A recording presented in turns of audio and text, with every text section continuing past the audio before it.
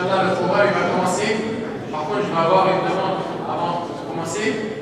Là, comme ça va pas le faire. C'est la nuit, on va tous s'endormir si on reste comme ça sur le mur.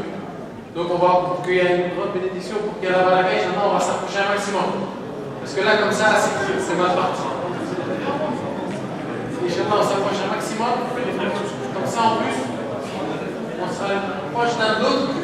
Et comme ça, c'est avec l'heure, l'autre, on va arriver à les frères là-bas. C'est pas bon. Les frères de notre Dieu, approchez-vous, Inch'Allah. Notre Dieu. Allez, venez par là, regardez le monde.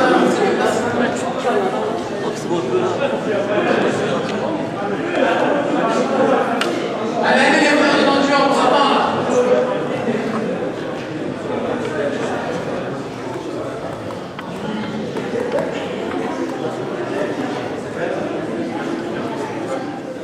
Les frères, s'il vous plaît, franchement, un petit effort. Allez, venez par là, s'il vous plaît.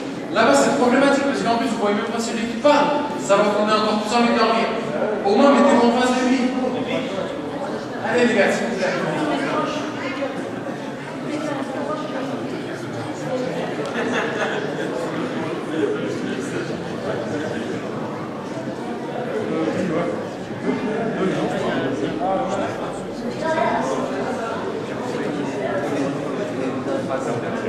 Oui, Inch'Allah, on va commencer avec d'abord une lecture du Coran. On commence avec la bénédiction d'Allah et puis avec la bénédiction d'Allah.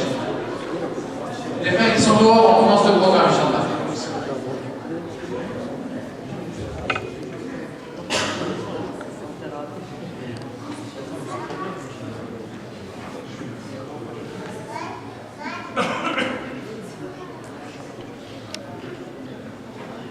أعوذ بالله من الشيطان الرجيم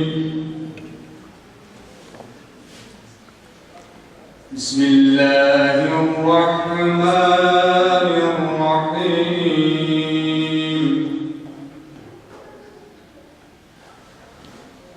آمن الرسول بما أنزل إليه من ربه والمؤمنون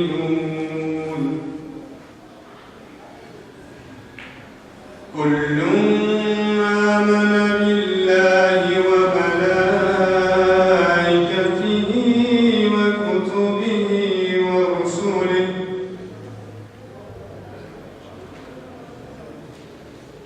لا نفرق بين أحد من رسله وقالوا سمعنا وأطعنا غفرانك ربنا وإليك المصير لا يكلف الله نفسا إلا وسعها لها ما كسبت وعليها ما اكتسبت ربنا لا تؤاخذنا إن نسينا وأخطأنا ربنا ولا تحمل علينا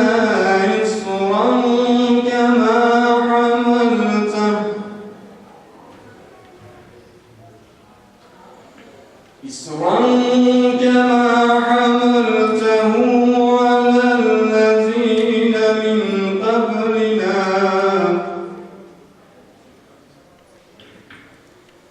ربنا ولا تحملنا ما لا طاقة لنا به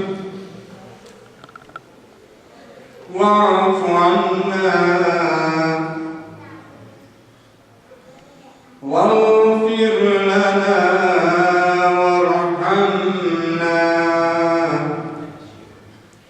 أنت مولانا فانصرنا على القوم الكافرين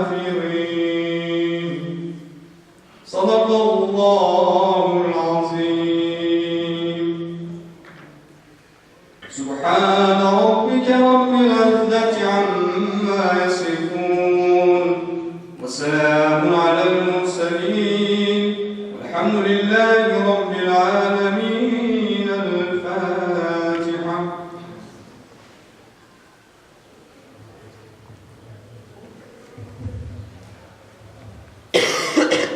On remercie notre frère Inch'Allah de nous avoir profité de ces lectures du Coran.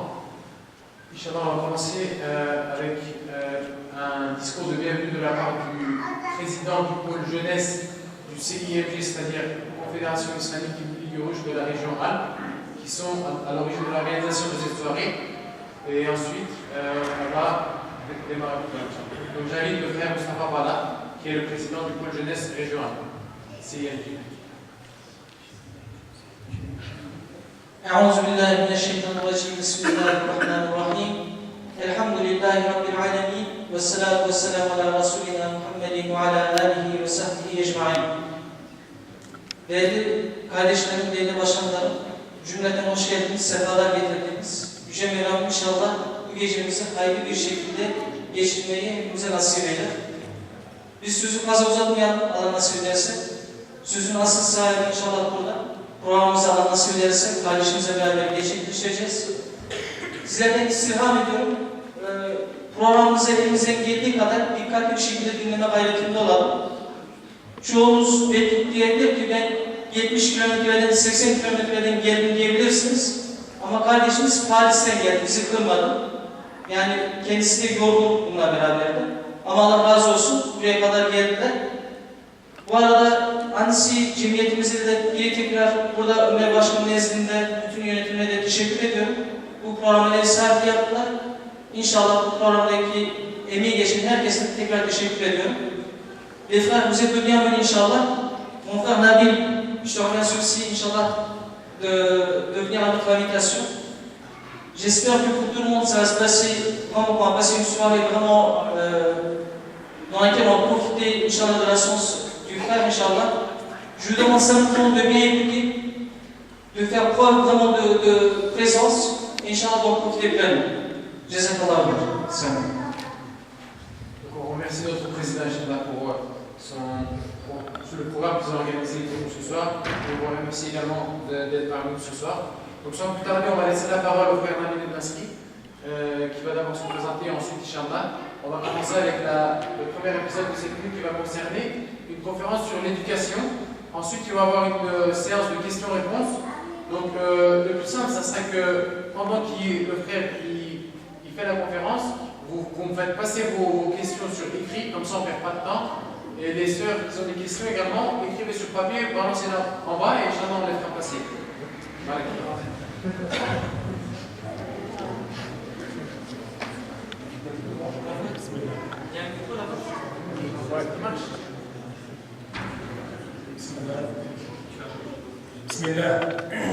بسم الله والصلاة والسلام على رسول الله وعلى آله وصحبه ومن والاه. أما بعد, السلام عليكم ورحمة الله وبركاته. Bien, la première des choses évidemment à faire, c'est de remercier les frères de l'association du Milieu Gauche pour son invitation. Le hadith du prophète Mohammed sallallahu alayhi wa sallam nous enseigne que la yashkurullah wa la yashkurun nas, c'est-à-dire ne remercie pas Allah, celui qui ne remercie pas les gens. Et donc il est normal de débuter par des remerciements. Donc, barakallahu fikum, qu'Allah a fait votre récompense, les frères qui sont à l'initiative de cette invitation. Et on espère, Inch'Allah, qu'on va profiter de cette soirée, de cette nuit, pour pouvoir avancer, Inch'Allah, dans la recherche du savoir. Donc, barakallahu fikum, mes frères, encore une fois, en espérant, Inch'Allah, que ce soit la première, et peut-être pas la dernière, Inch'Allah, parmi vous. Bien, ça c'est la première des choses. La deuxième des choses, c'est que le frère Ali m'a demandé de me présenter. C'est un peu compliqué pour moi de présenter un peu mon parcours, mais je vais essayer de le faire de manière succincte et rapide. Alors, vous avez en face de vous le frère Nabil Nasri. J'ai 32 ans, je suis marié, j'ai 2 enfants. Je suis né en France, je suis d'origine marocaine. Je suis né dans le nord-ouest de la France. Donc évidemment, je vais parler qu'en français, je vais pouvoir parler en turc, désolé. Et alhamdoulilah, j'ai fait plusieurs années d'études. J'ai fait des études de sciences politiques à l'Institut d'études politiques d'Aix-en-Provence en 6 ans. Et j'ai également fait des études en sciences islamiques à l'Institut européen des sciences humaines de Château-Chinon. Je pense que vous connaissez au moins de nom, c'est l'école de formation des imams en Europe qui est située près de Dijon, dans la Nièvre. Donc, alhamdoulilah, j'ai pu faire à la fois des études en sciences politiques pendant 6 ans et des études de sharia pendant 3 ans, ce qui me permet d'avoir un petit peu un regard sur les deux domaines, les sciences politiques, les sciences sociales, ainsi que les sciences religieuses. À côté de ça, alhamdoulilah, j'essaie de faire pas mal de choses au niveau de la communauté, j'essaie de m'engager beaucoup. Et alhamdoulilah, j'ai pas mal d'occupations associatives, mais ce serait trop long pour en parler, c'est pas le sujet. Voilà brièvement ma présentation. Alors, ce soir, plutôt cette nuit, on va essayer de parler d'éducation. Et je vais essayer d'être rapide et concis. Je vais essayer de ne pas dépasser 30 minutes, de sorte qu'Inch'Allah, vous donner l'occasion de pouvoir poser des questions et d'enclencher un débat avec vous, parce que c'est important d'avoir vos réflexions, vos analyses, vos questions, vos interrogations, Inch'Allah, de sorte à ce que ce soit un débat vivant. D'accord ? J'ai un peu de mal avec cette posture. C'est la première fois que je viens dans une mosquée turque déjà, Inch'Allah, pour faire une intervention. Et j'ai l'impression d'être dans un amphi, donc Inch'Allah, il n'y a pas de distance entre nous, Inch'Allah. N'hésitez surtout pas à m'interrompre, même pendant l'intervention. S'il y a des choses que vous ne comprenez pas ou si vous avez des questions spontanées, n'hésitez surtout pas, Inch'Allah. Donc je vais essayer de ne pas dépasser 30 minutes et vraiment je vous demande évidemment de poser toutes les questions sur le sujet naturellement. Et si vous avez également d'autres questions sur d'autres sujets, n'hésitez surtout pas. Il y a ici des feuilles qui circulent avec des stylos. Ce serait avec grand plaisir de pouvoir y répondre. Maintenant le thème de l'éducation, mes frères et sœurs. On va parler d'un thème absolument important. Et pour n'importe quel thème en islam, il faut revenir aux fondamentaux. Et les fondamentaux, vous êtes d'accord avec moi, en islam, c'est d'abord le Coran, et c'est ensuite la Sunna, et c'est après la parole des savants et des relèves. Alhamdulillah, là, on se situe en plus dans un moment particulier. Nous sommes en plein mois du Ramadan, qui est le mois de la révélation du Coran, et en plus de ça, nous sommes dans une mosquée. Donc on va commencer par le béaba, par le commencement. Allah Azza wa Jalla commence sa révélation, la première révélation. Et regardez bien, la première révélation qu'Allah Azza wa Jalla envoie au prophète Muhammad sallallahu alayhi wa sallam en l'an 610 de l'ère chrétienne commence par un mot, qui s'appelle Iqra. Il faut revenir aux fondamentaux. Première révélation. اقرأ باسم ربك الذي خلق خلق الإنسان من علق اقرأ وربك الأكرم الذي علم بالقلم علم الإنسان ما لم يعلم. Vrai ou faux? C'est la première révélation qu'Allah Azza wa Jalla envoie du bout de 7 cieux à la meilleure des créatures que le prophète Muhammad sallallahu alayhi wa sallam, il y a de cela 14 siècles. Alors on va s'arrêter un tout petit peu sur cette première révélation.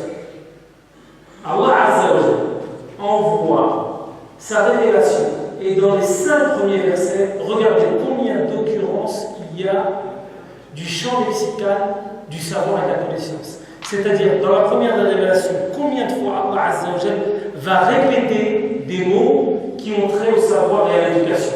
Et on va répéter la première révélation. Iqra bismi rabbika alladhi khalaq. Khalaqa al-insana min 'alaq. Iqra wa rabbuka al-akram.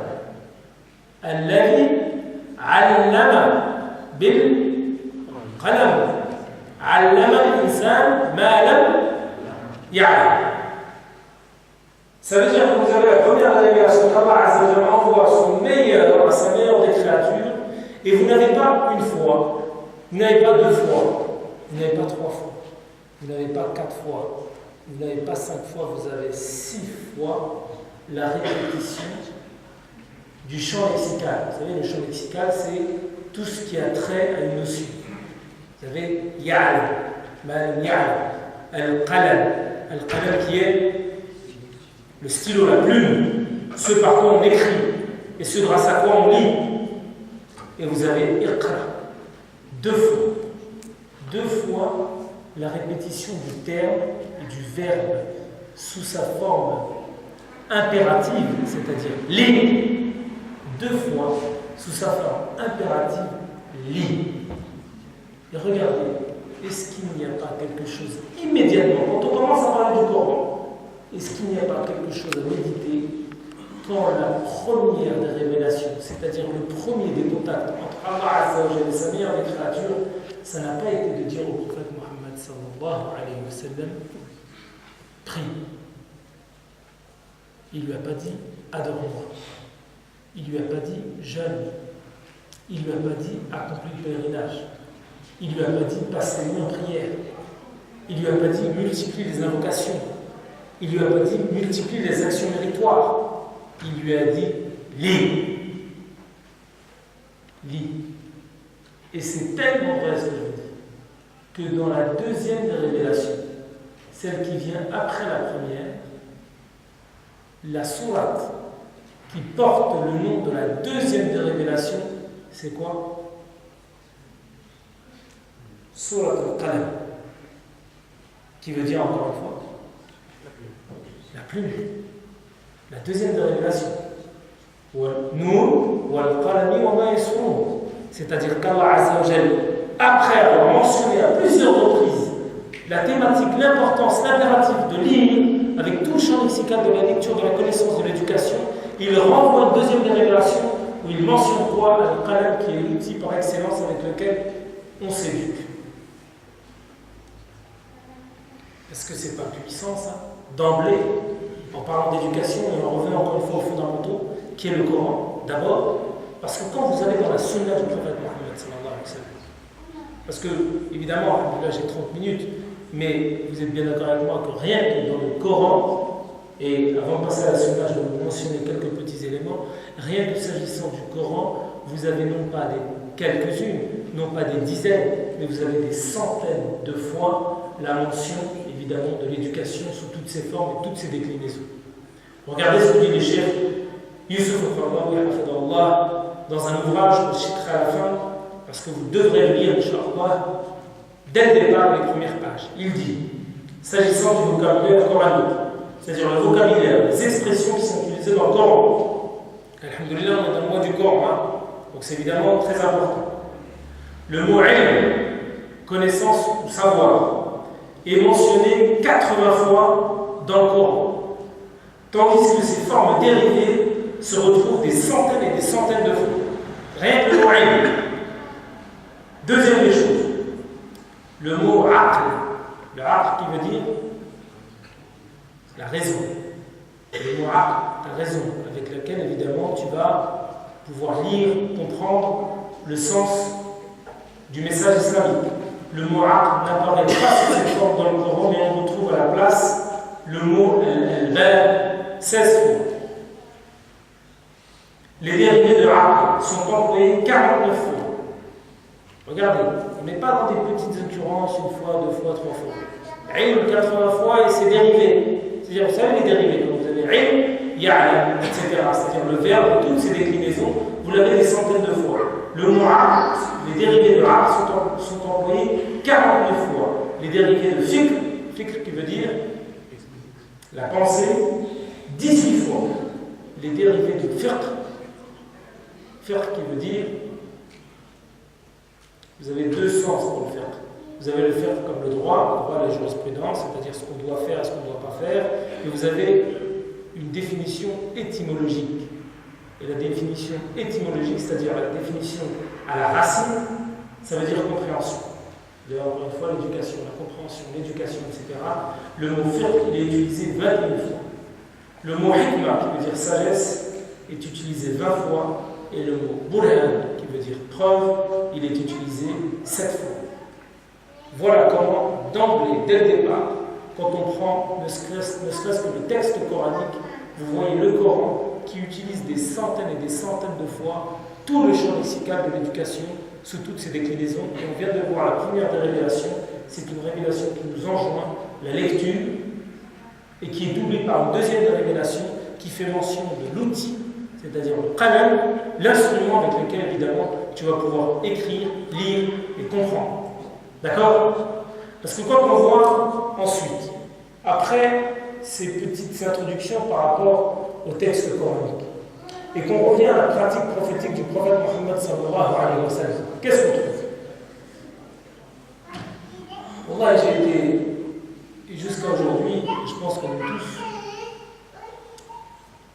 fortement troublés, ou plutôt marqués, par un des épisodes du prophète Mohammed sallallahu alayhi wa sallam qui a eu lieu d'ailleurs pendant le Ramadan. Et c'est un épisode qui a eu lieu le 17e jour du mois de Ramadan. Si je vous donne cet indice de 17e jour, on parle de quoi? Celui qui trouve, il aura le droit à un cadeau. Le 17e jour, le 17e Ramadan, qu'est-ce qui s'est passé? Pourquoi le 17e Ramadan, il est important jour?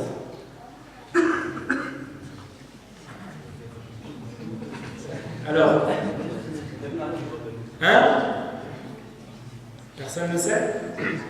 Fadal? Fadal? Le droit à l'intercession. Non. La bataille de Badr. La première des grandes batailles que le prophète Mohammed sallallahu alayhi wa sallam a menée contre les tribus de Quraysh. Elle a eu lieu le 17e jour du mois de Ramadan. Mais regardez bien. Évidemment, la bataille est en soi exceptionnelle et il y a énormément d'enseignements à tirer. Mais il y a un enseignement parmi de très nombreux enseignements qu'on peut tirer de cette bataille. C'est celui qui m'a jusqu'à aujourd'hui beaucoup marqué et qui est en plein dans l'éducation, la formation et l'enseignement. Vous savez, à l'époque, c'était la tradition des Arabes et c'était même la tradition dans de très nombreux peuples dans le monde. Dès lors que vous meniez une bataille, ceux qui perdaient la bataille, évidemment, bien ceux qui la gagnaient prenaient en tribut, ou plutôt en butin, ce que les vaincus laissaient.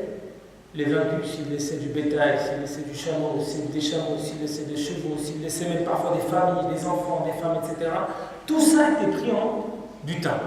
D'accord? Et s'il restait des hommes et des prisonniers parmi les vaincus, la plupart du temps, qu'est-ce qu'on faisait? Soit les vaincus, les prisonniers, on les prenait et on les rançonnait, c'est-à-dire on prenait de l'argent pour pouvoir les libérer, le système de la rançon, soit évidemment le vaincu, le prisonnier, qu'est-ce que tu le fais? Tu l'exécutes après la bataille. D'accord? C'était ça la tradition des Arabes. Regardez comment le prophète Mohammed sallallahu alayhi wa sallam a réfléchi jusqu'à la victoire de Ghazwat Badr. Alors on se rappelle, vous avez les musulmans, les Médinois, qui sont 3 fois moins nombreux que les Quraysh. Les Quraysh sont à peu près 1000, et le prophète sallallahu alayhi wa sallam était à combien ils étaient à peu près? 314. Donc on voit bien que l'effectif, il n'y a rien à voir. Vous êtes 3 fois plus nombreux. Les compagnons avaient peur de cette manière. Malgré ça, Allah Azza wa Jalla les a aidés, comme le dit dans Surat Al-Imran, avec des milliers d'anges qui sont venus combattre. Et le prophète sallallahu alayhi wa sallam a remporté la victoire. Mais regardez ce qu'il a dit s'agissant des prisonniers que les musulmans ont fait après la bataille. Il n'a pas dit, ces prisonniers-là, on va les échanger avec de l'argent. Il a dit à ses compagnons qui arrivaient avec un certain nombre de prisonniers, il leur a dit détachez les prisonniers. Et il a regardé les prisonniers et il leur a dit, les prisonniers, si vous voulez votre liberté, faites une chose. Apprenez à lire et à écrire à 10 enfants musulmans et vous pouvez repartir librement. Regardez la puissance spirituelle et la compréhension profonde du prophète Mohammed sallallahu alayhi wa sallam. Tous ses compagnons, ils sont tous heureux d'avoir pu gagner cette bataille. Parce qu'évidemment, c'était du quitte double. Soit les musulmans l'emportaient, alhamdoulilah, ils survivaient, soit si les musulmans perdaient, ça n'était fini de l'islam. Vrai ou faux? C'était la bataille qu'il ne fallait pas perdre. Et le prophète sallallahu alayhi wa sallam, alhamdoulilah, évidemment, est satisfait d'avoir obtenu une victoire militaire. Mais regardez sa sagesse. Il se dit que derrière la victoire militaire, il y a une victoire beaucoup plus profonde. C'est la victoire de quoi? De l'intelligence, du aql, de la raison, de l'écriture et de la lecture. C'est tellement vrai que pour la première fois dans l'histoire des Arabes, il va rançonner des prisonniers, non pas avec de l'argent, non pas avec du butin, non pas avec des chameaux, non pas avec de l'or, non pas avec de l'argent, mais il va leur dire, vous qui savez lire parmi les prisonniers, apprenez à lire et à écrire à 10 enfants musulmans et rentrez chez vous. Manière de dire, donnez-moi l'instrument, l'arme la plus importante et vous pouvez rentrer chez vous. Parce que mes frères, mes sœurs, c'est ça qu'il faut comprendre. C'est que le savoir est une arme. C'est d'abord une arme pour toi, pour te libérer de shaitan et pour mieux adorer Dieu Allah Azza wa Jalla. Et c'est également une arme que tu dois mettre au service de la communauté pour améliorer sa condition. Mes frères, c'est tellement vrai ce que je vous dis, que regardez comment un certain nombre de sahaba, ceux qui ont côtoyé le prophète et ceux qui après les prophètes sont les meilleurs parmi les hommes, regardez comment ils ont compris l'enseignement prophétique. Si je vous disais qu'un des grands compagnons qui s'appelle Abu Darda, il dit la chose suivante, et là comprenez bien ce qu'il va dire, comprenez bien ce qu'il va dire. Il dit qu'une heure de science,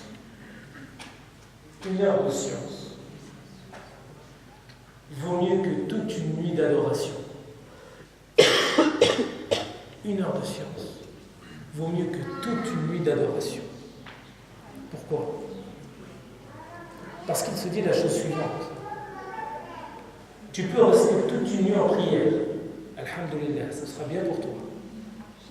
Et des fois, évidemment, comme ce soir, je ne sais pas, comme pendant le mois de Ramadan, il est très bon, naturellement, de passer ses nuits en prière, à adorer Allah Azza wa Jalla, parfois à pleurer, à méditer les sens des versets.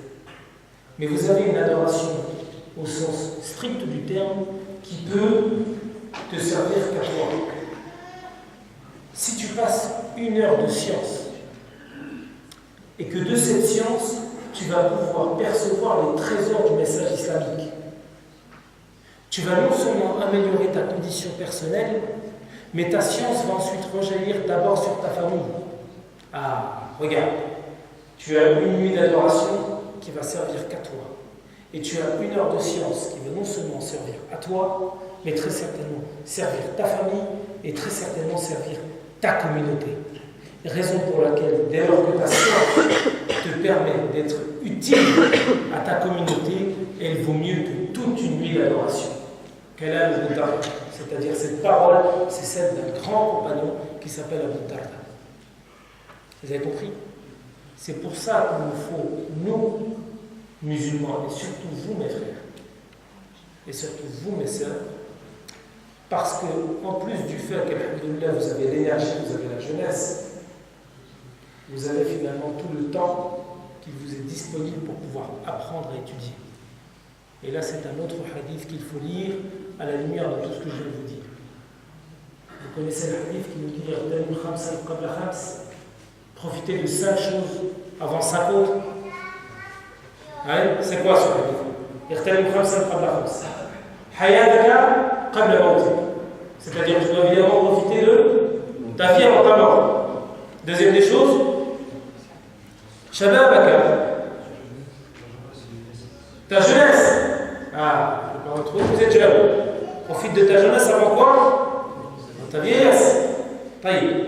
Sihhataka qabla, la santé, avant de tomber malade. Ghinaka qabla faqr. Le ghina, c'est quoi? La richesse. Taïb, le 5e élément, c'est quoi? Le temps. Exactement. C'est-à-dire, regardez, tous, quasiment, vous êtes tous en face de moi. Alhamdoulilah, évidemment, on est tous vivants. 1. Vous êtes très nombreux à être jeunes. 2. Vous êtes très nombreux à être en bonne santé.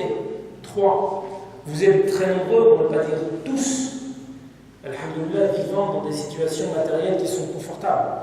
Vrai. C'est-à-dire, même celui qui serait au RSA entre nous, il vivrait une condition matérielle confortable. Vrai ou faux? Il rentrera chez lui et il aura un lit, il aura un réfrigérateur, il dormira le ventre plein. Vrai ou faux? C'est-à-dire que même celui soi-disant qui est pauvre parmi nous, finalement il est riche vis-à-vis de toute la communauté musulmane mondiale. Vrai ou faux? Et vous êtes très nombreux à être jeunes et donc à avoir du temps. Après, si ce n'est pas à ce moment-là que vous allez investir votre temps pour pouvoir lire et étudier, vous allez le faire quand? Alors, raison pour laquelle, avant de finir et de conclure, et de vous laisser la parole, je l'ai fait dans toutes les mosquées et je le ferai à vous. Parce que, alhamdoulilah, ce qu'il faut savoir, les frères et sœurs, c'est que des conférences, c'est bien, on peut écouter des belles paroles, etc., etc. Mais ce qui fonde une conférence, c'est de l'écouter et derrière, après l'avoir écouté, d'essayer de la mettre en pratique. Vrai ou faux? Ce qu'on veut derrière la conférence, c'est pas uniquement de la théorie. Ce qu'on veut, c'est de la pratique. Pourquoi? Parce qu'Allah dit c'est-à-dire tu crois et ta croyance doit te pousser à agir pour le bien. Vrai ou faux? Un des grands illustres connaisseurs parmi les tabi'in, Hassan al-Basri, disait l'iman c'est-à-dire l'iman, la foi, c'est ce qui sont racines dans le cœur et que traduisent les actes. Donc si on parle depuis tout à l'heure de la science, de l'éducation, de l'enseignement, de l'obligation de lire, etc., nous musulmans, où on en est par rapport à la lecture et à l'écriture? Et avant de vous poser une question, parce que je veux vous la poser, j'ai été marqué la dernière fois, c'était quand je faisais mes études à Sciences Po, par une comparaison. Une comparaison parfois qui fait mal au cœur. C'était un rapport du PNUD. Vous savez c'est quoi le PNUD? C'est le Programme des Nations Unies pour le développement. D'accord? C'est un organisme au sein des Nations Unies qui fait des enquêtes dans chaque pays pour pouvoir évaluer quel est le niveau général, notamment éducatif, des pays. Et le PNUD avait fait un rapport mettant en évidence combien de livres étaient traduits dans le monde en fonction des langues. Combien de livres étaient traduits vers l'anglais, vers le français, vers l'espagnol, vers l'arabe, vers le grec, vers le chinois, etc. L'une des conclusions de ce rapport, bon, il date, ça fait 2002-2003, mais j'ai l'impression que les choses n'ont pas beaucoup changé depuis. Regardez ce qu'il disait. Combien il y a de pays, ça va être alhamdoulilah, vous êtes la plupart d'entre vous d'origine turque, mais combien il y a de pays dans la Ligue arabe? Combien il y a de pays là? Combien? 27. Qui dit mieux? 21. On est presque entre 21 et 27. 24. 25. 22. Il y a 22 pays dans le monde. Il y a 22 pays. Le rapport disait la chose suivante. Le nombre de livres traduits de tout le monde arabe est inférieur au nombre de livres traduits en Grèce. 22 pays réunis, 22 pays qui ont en commun un même livre, on est d'accord. Les 22 pays de la Ligue arabe sont tous à 90, voire à 99% musulmans, vrai ou faux? Ce qui les réunit, c'est un seul et même livre qui commence par Iqra, par livre. Et bien ces 22 pays, ces 22 sociétés n'étaient pas capables, il y a une dizaine d'années, à traduire davantage de livres qu'un seul pays qui s'appelle la Grèce. Est-ce qu'il n'y a pas un déficit? Maintenant, je vous pose la question, frères. Si nous sommes la communauté de l'Iqra, une communauté qui doit faire du livre, normalement, avec tout ce qu'on vient de dire, l'une de nos occupations majeures. Vrai, l'une de nos occupations majeures. Vous savez que même s'agissant du djihad, vous avez un certain nombre de hadiths et de propos des plus grands compagnons, des plus grands tabi'in, qui disent que le sang, ou plutôt l'encre de l'érudit, du savant, elle est plus sacrée auprès d'Allah que le sang du martyr. L'encre de l'érudit, c'est-à-dire le savant, sa place auprès d'Allah Azza wa Jal, elle est supérieure à quelqu'un qui mourrait dans le djihad. Pour vous donner l'importance du savoir et de la connaissance. D'accord? Donc la question que je vous pose, et que j'essaie de poser dans toutes les questions, dans toutes les mosquées où je suis passé en France, c'est que lequel et laquelle d'entre vous, mes frères, ces 30 derniers jours, a lu un livre de A à Z, lève la main. De A à Z, hein? Et une fois, j'ai fait cette conférence et après, il m'a dit, est-ce que les BD, ça compte? Je lui ai dit, non, ça compte. Après, il m'a dit, j'ai lu le Muslim Show. Le Muslim Show, ça compte pas. Même si j'aime beaucoup le faire. Taïb, lève la main. Lève la main bien haut. Personne chez les sœurs, là. Oui. Si, une. Les frères, s'il vous plaît, levez la main. Donc, une minorité. Mais les frères, je vais vous rassurer, dans toutes les mosquées, dans toutes les associations que j'ai faites, ça a toujours été la même réponse. Taïb, maintenant, je vous pose la question. Est-ce qu'il est normal? Attends, parce que je vais vous poser une deuxième question. Normal. La deuxième question, c'est laquelle d'entre vous, ces 30 derniers jours, a regardé la télévision? Lève la main. Eh ben oui. Comme dirait un frère, non, celui qui n'a pas regardé la télévision, lève la main. On va voir. Les frères, c'est impossible. Au moins quelqu'un il a vu un match du mondial. Il va pas me dire j'ai pas vu là. Rien que la France ou l'Algérie, au moins il a vu l'Algérie. Vrai ou faux? Les sœurs, peut-être. Les sœurs qui disent j'ai pas vu la télévision ces 30 derniers jours, peut-être. Mais, pourquoi je vous dis ça? Là, c'est pas pour nous jeter, comme on dit, pas pour s'auto-flageller. Le but de ces questions, frère, c'est quoi? C'est pointer les carences, nos manquements, nos déficiences, de les identifier de sorte à pouvoir les dépasser. Parce que j'étais comme ça à un certain moment. Quand j'étais un peu plus jeune, je lisais pas. J'aimais pas. Et à un moment donné, tu fais quoi? Tu fais un bilan avec toi-même. Tu commences à ouvrir le Coran et tu te dis que subhanallah, ce Coran, il commence par quoi? Il commence par lire. Et que tu te fais un petit peu violence. Et tu commences à lire parce qu'il te plaît. Je ne vais pas vous dire qu'il va falloir que vous commenciez à lire, je ne sais pas, un livre de mathématiques ou de chimie ou de mécanique industrielle. Non, tu commences à lire ce qui te plaît. Et moi, ce qui m'a plu, quand j'étais jeune, c'était la vie, par exemple, de Malcolm X. Et c'est par la biographie de Malcolm X que j'ai commencé à lire un livre de 300 pages. Et au bout de quelques semaines, quand je l'avais fini, je me suis dit, subhanallah, en fait, c'est pas très dur. Et quand vous lisez la vie de Malcolm X, vous vous rendez compte que de malfrat, banlieusard comme il était, parce qu'il est devenu, par la force de l'islam, il est possible à n'importe qui d'avoir au moins la même envie de lire que celle de Malcolm X. Vrai ou faux? Parce qu'on partage avec Malcolm X évidemment la même foi, le même message, le même livre, le livre qui commence par lire. Donc à vous tous mes frères, mes sœurs, à faire ce travail sur soi, de réforme, pour pouvoir commencer à lire pour comprendre davantage. Et on a Inch'Allah pour pouvoir conclure et vous donner la parole. Pourquoi c'est important tout ça? Bon, là, on a vu évidemment que le Coran et la Sunna nous enseignaient, nous exhortaient, pour ne pas dire nous obligeaient de lire pour mieux comprendre le message de l'islam. Mais on est au mois du Ramadan. Et la semaine dernière, moi j'en parle souvent de cet épisode-là parce qu'il est marquant.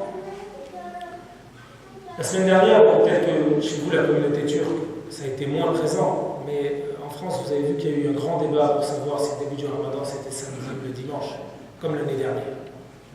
Et moi, ce que je dis, le principal enseignement pour moi de cet épisode et de cette polémique, c'est que finalement, Wallah, c'est un déficit de compréhension des paroles prophétiques.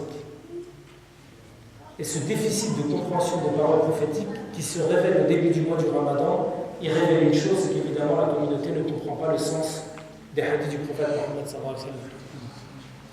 Et on va finir par ça, pour que vous compreniez bien l'importance de lire des livres comme celui-ci. Des livres du Cheikh de Qaradawi qui s'appelle Le Prophète et le Savoir. Parce que regardez comment il faut comprendre l'éducation, l'enseignement, la compréhension. Comment il faut comprendre un certain nombre de hadiths du prophète Mohammed sallallahu alayhi wa sallam. On va arriver à la fin du mois du Ramadan, les frères et sœurs, et normalement, on va tous donner notre zakat, qui s'appelle zakat al-fitr, qui n'est pas zakat al-mal. Il y a deux formes de zakat. Zakat al-fitr à la fin du Ramadan, vous avez la zakat al-mal qui est une fois dans l'année, pour celui qui remplit les conditions. Mais à la fin du Ramadan, on donne tous zakat al-fitr. Combien vous donnez? Comment vous la donnez? Qu'est-ce que vous donnez à la fin du Ramadan? L'argent. Est-ce qu'il y a quelqu'un parmi vous qui donne, par exemple, des dates du blé? Lève la main. Personne. Vous donnez tous 5 euros par personne. Vrai ou faux? 10 euros aussi. Chez les Turcs, c'est 10 euros. Les Turcs, c'est vrai, j'ai oublié qu'il y a aussi, machin. Non, 10 euros par personne. Machin. En France. Les Turcs, on donne toujours 10 euros. C'est pas grave. Chez les autres, voilà, c'est la première fois que j'entends 10 euros. Mais c'est très bien, ça veut donc dire 10 euros par personne, machallah, la barre elle est bien haute. Chez nous, c'est 5 euros. C'est la moitié. Et attendez, et normalement, c'est 5 euros quand même. Pourquoi? Enfin, normalement. Mais regardez où je vais en venir. Vous allez comprendre. Prophète sallallahu dans le hadith qui concerne Zakat al-Fitr, qu'est-ce qu'il nous dit? أمر النبي صلى الله عليه وسلم أن تخرج الزكاة بالتمر أو بالشعير صاعا من التمر أو صاعا من الشعير. C'est-à-dire que le prophète a dit qu'à la fin du Ramadan, il fallait, regardez, il utilise le terme amara ou farada, c'est-à-dire il oblige, il exhorte, d'accord, la communauté, les gens, les musulmans, à donner pour la fin du Ramadan sa'a min al-tamr ou min sha'ir, c'est-à-dire une unité de mesure de date ou bien de blé. Et l'unité de mesure s'appelait le sa'. Le sa', c'est quoi? C'est arba'at amdad. Un moud, c'est quoi? C'est ça. C'est-à-dire que vous prenez, imaginez-vous, vous avez du blé en face de vous, vous prenez 4 fois comme ça de quantité de blé. D'accord? Ça, c'est un moud. Vous prenez comme ça, les deux mains bien pleines de blé, et vous mettez dans un seau 4 fois. Ce que vous avez au bout de 4 fois comme ça s'appelle un sa'. Et ça fait à peu près 2 kilos. À peu près 2 kilos. Et le prophète a dit à l'époque qu'il fallait donner la zakat soit en date, soit en blé. Donc 2 kilos à peu près. C'est un hadith rapporté par tous les recueils. Alors la question que vous pourrez se poser, c'est pourquoi vous, comme dans beaucoup de villes de France, comme dans beaucoup de mosquées du monde, vous donnez de l'argent et pas du blé ou des dates, comme l'a dit le prophète explicitement dans un hadith. Pourquoi? Hein? C'est une vraie question. Parce qu'au début du Ramadan, le hadith il est clair. C'est-à-dire, vous devez jeûner à sa vision, la vision de la lune. Et vous devez interrompre le jeûne à sa vision, à la vision du nouveau croissant, à la fin du mois du Ramadan. Le hadith il est clair. Il est mentionné dans les hadiths, dans les recueils. La question de Zakat al-Fitr, c'est la même chose. Le hadith, il est clair. Il est mentionné dans les recueils. Il nous dit qu'il faut sortir Zakat al-Fitr soit en date, soit en blé. Pourquoi vous ne le faites pas en date et en blé? Parce que regardez ce que, et c'est là l'éducation pour les grands et les petits, c'est là la compréhension. C'est que des individus, des chouyours, des savants, des sonorités, comme Cheikh Youssouf al-Qaradawi. Mais évidemment, lui ne fait que reprendre ce qui a été dit avant. Et l'un des plus grands savants à l'avoir mis en évidence, d'ailleurs, c'est Abu Hanifa radiyallahu anhu. Regardez ce qu'il dit, regardez comment il apprécie et il comprend le sens du hadith. Le prophète Mohammed sallallahu alayhi wa sallam, quand il dit à ses compagnons de donner soit des dattes, soit du blé, à la fin du mois du Ramadan, il le dit pour pouvoir soulager la faim du nécessiteux et du pauvre. Vous avez un hadith et vous avez un objectif. Vous avez un maqsad. Le hadith, il dit qu'il faut donner des dattes et du blé. Et il définit un objectif, une finalité. Et cet objectif et cette finalité, c'est qu'à la fin du mois du Ramadan, le jour de l'Eid, le jour de la joie, tu dois donner de l'alimentation, des aliments pour soulager la faim du nécessiteux ou du pauvre. Comment tu faisais à l'époque du prophète pour soulager la détresse et la souffrance d'un pauvre? Tu lui donnais des dattes ou tu lui donnais du blé. Regardez comment il fonctionne. Cheikh Youssouf al-Qaradawi, à la suite de Abu Hanifa radiyallahu anhu, il dit que le prophète il a mis une finalité et il a donné des moyens. La finalité, c'est soulager la faim d'un pauvre. Le moyen, c'est de lui donner des dattes ou du blé. La finalité, elle reste, elle ne changera jamais. C'est-à-dire le fait de soulager la faim de l'opprimé, la faim du nécessiteux, elle ne changera jamais. Le moyen qui à l'époque du prophète c'était de donner des dates ou du blé, il peut changer. La question que je vous pose, un nécessiteux ou un pauvre, à Annecy, à Saint-Denis, à Marseille, ou en Allemagne, ou en Suisse ou ailleurs, est-ce que tu vas soulager sa détresse en lui donnant 200 kilos de dattes ou 200 euros? 200 euros. 200 euros. Vrai. Un nécessiteux de venir te dire, moi aujourd'hui, chocolat, tes dates, mais qu'est-ce que tu veux que j'en fasse de tes dates, 200 kilos? Vrai ou faux? Ça rien. Regardez, mais c'est pas moi. Mais c'est pas moi. Pourquoi je vous dis ça? Parce que vous avez aujourd'hui dans beaucoup de mosquées de France, c'est peut-être pas le cas avec vous lâchez les Turcs, vous avez maintenant ce débat qui revient et des tensions qui se font dans les mosquées. Il y en a certains qui disent il faut revenir dans le point, il faut donner les zakat en blé ou en date. Subhanallah, comprends, éduque-toi par la parole des savants. Depuis l'époque d'Abu Hanifa jusqu'à aujourd'hui, les ulama ont distingué la finalité qui ne change pas du moyen qui change. Le moyen à l'époque, c'était de donner des dates pour soulager la détresse et la faim de l'opprimé. Aujourd'hui, tu ne vas pas lui donner des dates, tu vas lui donner des euros, ce qui est logique pour tout le monde. Cher Faraoui, pour que vous compreniez bien cette manière de fonctionner des textes sacrés, il prend un autre exemple qui, là, pour le coup, va convaincre tout le monde. Il y a un verset dans le Coran qui parle du djihad et qui dit c'est-à-dire que dès lors que vous êtes dans une situation de conflit armé, évidemment il faut toujours rappeler le sens du djihad qui la plupart du temps chez nous est un djihad défensif, c'est-à-dire c'est une légitime défense à une oppression injuste. Dès lors que vous êtes dans ce cadre-là, vous devez mobiliser tout ce qui est possible pour pouvoir lutter contre l'ennemi agresseur. C'est ça que veut dire c'est-à-dire préparez-leur tout ce que vous pouvez. Et regardez le verset suivant. Tout ce que vous pouvez, vous savez c'est quoi ribat al-khayl? C'est la cavalerie. À l'époque, évidemment, c'était les chevaux. Vous êtes d'accord avec moi qu'à l'époque du 7e siècle en Arabie, soit tu avais des épées, soit tu avais des lances, tu avais des boucliers, mais en gros, le char de l'époque, c'était le cheval, le dromadaire. Et le Coran mentionne textuellement ribat al-khayl. Celui qui aujourd'hui vient me dire, je vais revenir comme le prophète donner des dates à la fin du mois du Ramadan. Et bien c'est comme si on va lui dire, demain si tu es en guerre et que tu as en face de toi des hélicoptères et des missiles, vas-y en cheval à la guerre. Parce que dans le Coran, il est inscrit au milieu du ribat al-khayl. Vrai ou faux? Tu veux connaître la tradition, tu veux connaître le texte sacré, regarde ce que dit le verset. Mais ce que dit Cheikh Youssouf Qaradawi et beaucoup d'autres, il dit que le Coran a mentionné ribat al-khayl parce qu'à l'époque, c'était le moyen par lequel on combattait. Le but, c'était de combattre.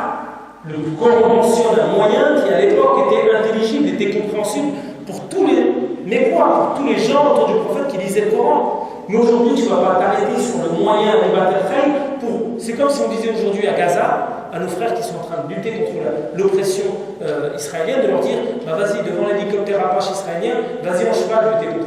Ça n'a pas de sens. Le Coran mentionne un moyen, le moyen il change.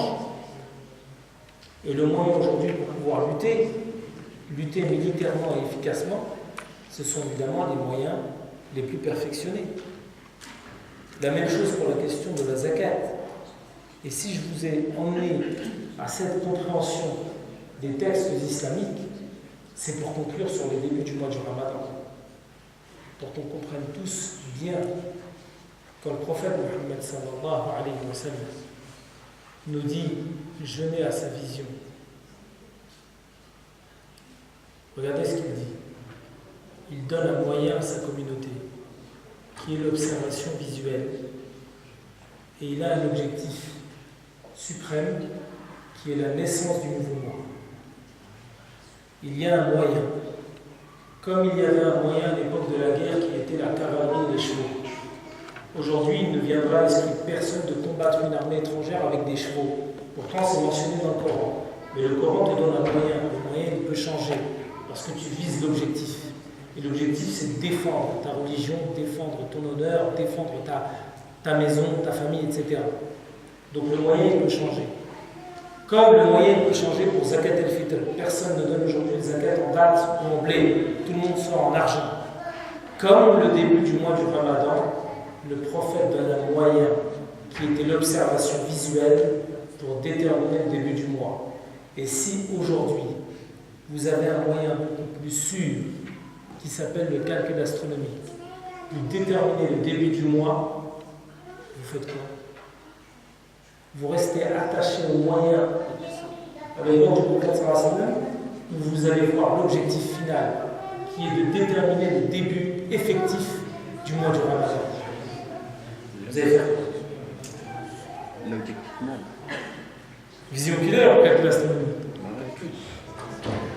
Vision oculaire. Tous les débats, en grande partie de la communauté aujourd'hui, c'est pour ça que mes frères, et c'est pour ça que mes sœurs, la science, l'éducation, wallah, elle est primordiale et fondamentale. Et que j'espère, et ça va être le mot de la fin, et c'est ce qu'il faut en tirer de ce genre de conférence, que, alhamdoulilah, si un jour je reviens ici, devant le même public, que si je vous pose la question de savoir si vous avez lu un livre ces 30 derniers jours, j'espère avoir 100% des mains levées. Parce que si on est vraiment la communauté de Iqra, et la communauté qui nous dit que Talabul ilmi faridatun li kulli muslim, c'est-à-dire la recherche de la science est une obligation pour tout musulman, vous n'avez pas d'autre solution que de passer par le livre pour pouvoir mieux comprendre à la fois le message de l'islam, mais à la fois la marche du monde. Parce que le musulman, il est spirituellement fort, il est islamiquement formé et il est politiquement intelligent. C'est ça l'exemple prophétique. Le message de l'islam, il est complet. Il est spirituellement fort, il est islamiquement formé grâce à la science et grâce au livre, et il est politiquement intelligent parce qu'il comprend comment fonctionne la marche du monde. Et tout ça demande évidemment de lire, de comprendre, d'écrire, de s'éduquer. Et désolé de vous le dire, mais la communauté, aujourd'hui en France et dans le monde, qui a compris cette équation et qui la met en application, c'est pas la communauté d'Iqra. Vous savez, c'est laquelle des communautés? C'est la communauté juive. Et celui qui vous parle, quand il était à Sciences Po pendant 5 ans, le major de promo, pendant 5 ans, dans toutes les matières,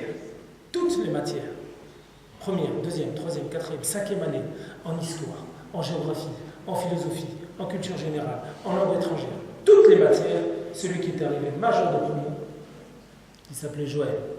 Et jusqu'à aujourd'hui, j'en garde un souvenir. Et Joël, à votre avis, était de quelle obédience et de quelle confession?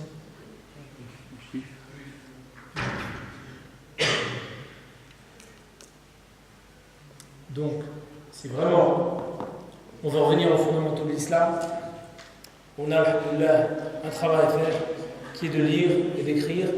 J'ai dépassé largement 30 minutes, mais si vous avez des questions, on est là pour répondre. Non, on a dépassé.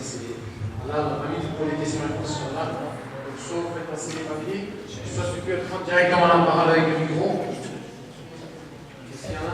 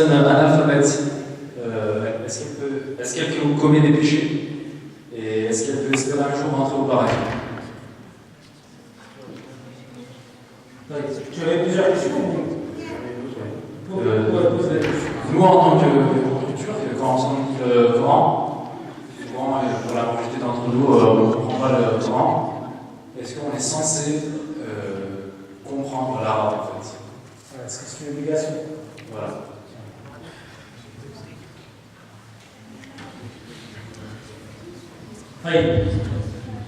Est-ce que je prends peut-être deux questions orales et après je réponds mieux. Est-ce qu'il y en a d'autres qui veulent poser des questions orales? Bien les sœurs, si vous avez des questions, vous pouvez faire passer le papier qui est en train de descendre. C'est un système rapide, vous êtes d'accord? Efficace. Est-ce qu'il y a d'autres questions orales déjà? N'ayez pas peur évidemment. Non. Salam alaikum. Moi, je te demandais tout à l'heure, tu as parlé de la science largement. Et est-ce que les études universitaires, quelle que soit la spécialité, rentrent dans la science? Ou est-ce que c'est uniquement la science théologique? Oui. Alors, je vais d'abord répondre à mon frère. C'est rapide. Évidemment, c'est toutes les sciences d'une certaine manière. Les sciences au sens large. Après, évidemment, il y a quand même une espèce de gradation d'importance différente. Différence d'importance entre les différentes sciences. On va se rassembler sur un hadith lequel est من يريد الله به خيرا يفقهه في الدين. C'est-à-dire quand Allah Azza wa Jalla veut du bien pour quelqu'un, il le verse dans les sciences religieuses. Il le verse dans les sciences religieuses. Donc, d'abord, les sciences religieuses, c'est ce qui te permet de bien comprendre le message de l'islam, c'est ce qui te permet de bien adorer Allah Azza wa Jalla. Si tu n'as pas la connaissance d'un minimum de règles, comment veux-tu toi appliquer la zakat comme il se doit? Peut-être quelqu'un, il est soumis à la zakat et par son ignorance, par sa négligence, il ne rend pas la zakat. Et finalement, c'est à son propre détriment, parce que la zakat est un pilier de l'islam. C'est absolument fondamental. Et celui qui ne rend pas la zakat alors qu'il est normalement dans l'obligation de la rendre, mais son châtiment, il est extrêmement puissant. On n'a pas le droit d'entrer dans la zakat, mais je vous assure que les hadiths du prophète pour celui qui délaisse la zakat sont effroyables. Dans le sens où celui qui devait rendre la zakat et qui la refuse, bien qu'il l'oublie, bien qu'il la néglige, son châtiment sera très dur. Donc, oui, les sciences religieuses sont les premières à identifier comme priorité. Mais, est-ce que vous saviez qu'il y avait deux révélations? Le grand savant, Abu Hamid al-Ghazali, dit qu'il y a deux formes de révélation. Vous avez la première des révélations, évidemment, qui est ce qu'on appelle le Mus'haf, qu'on appelle également Al-Kitab al-Mastur, Al-Qur'an, Al-Kitab, c'est-à-dire que le Coran, Al-Kitab al-Mastur, le livre écrit, c'est la première des révélations, celle que nous lisons pendant le Ramadan, et celle qui a été révélée au prophète Mohammed sallallahu alayhi wa sallam en langue arabe claire en 23 ans, par l'entremise de Jibril alayhi salam au prophète Mohammed sallallahu alayhi wa sallam. C'est ça, la première révélation. Lui dit une deuxième révélation. On sort dehors. Tout le monde peut faire l'expérience tout de suite. Tu sors dehors et tu observes le ciel. Tu vois les étoiles, tu vois le ciel. Tu peux mécaniquement te dire, tu t'en rends pas compte, c'était le ciel. Maintenant, tu peux sortir dehors, voir le ciel, et pendant quelques secondes te dire Subhanallah. Regarde comment Allah Azza wa Jalla a agencé le cosmos de telle sorte qu'il a permis à l'être humain de pouvoir vivre dans les conditions qui sont les nôtres. Regarde comment Allah Azza wa Jalla, tu peux observer la splendeur d'Allah Azza wa Jalla au travers de ces signes. Vrai ou faux? Je pense que ça nous arrive tous, quand on est dans les avions, au-dessus des nuages, au-dessus des montagnes, on a tous cette vertu de Subhanallah. Surtout qu'évidemment, il suffit d'un petit truc pour l'avion, si jamais il y a un problème, tu te dis mieux vaut penser à Allah Azza wa Jalla qu'autre chose en ce moment-là. Mais en même temps, quand même, au-delà de ça, je te dis, la création qui est devant toi, sa splendeur te rappelle quoi? Sa présence. Vrai. Il y a une multitude de versets coraniques qui nous appellent à contempler, à méditer la création et le cas de la création, son agencement, la mesure.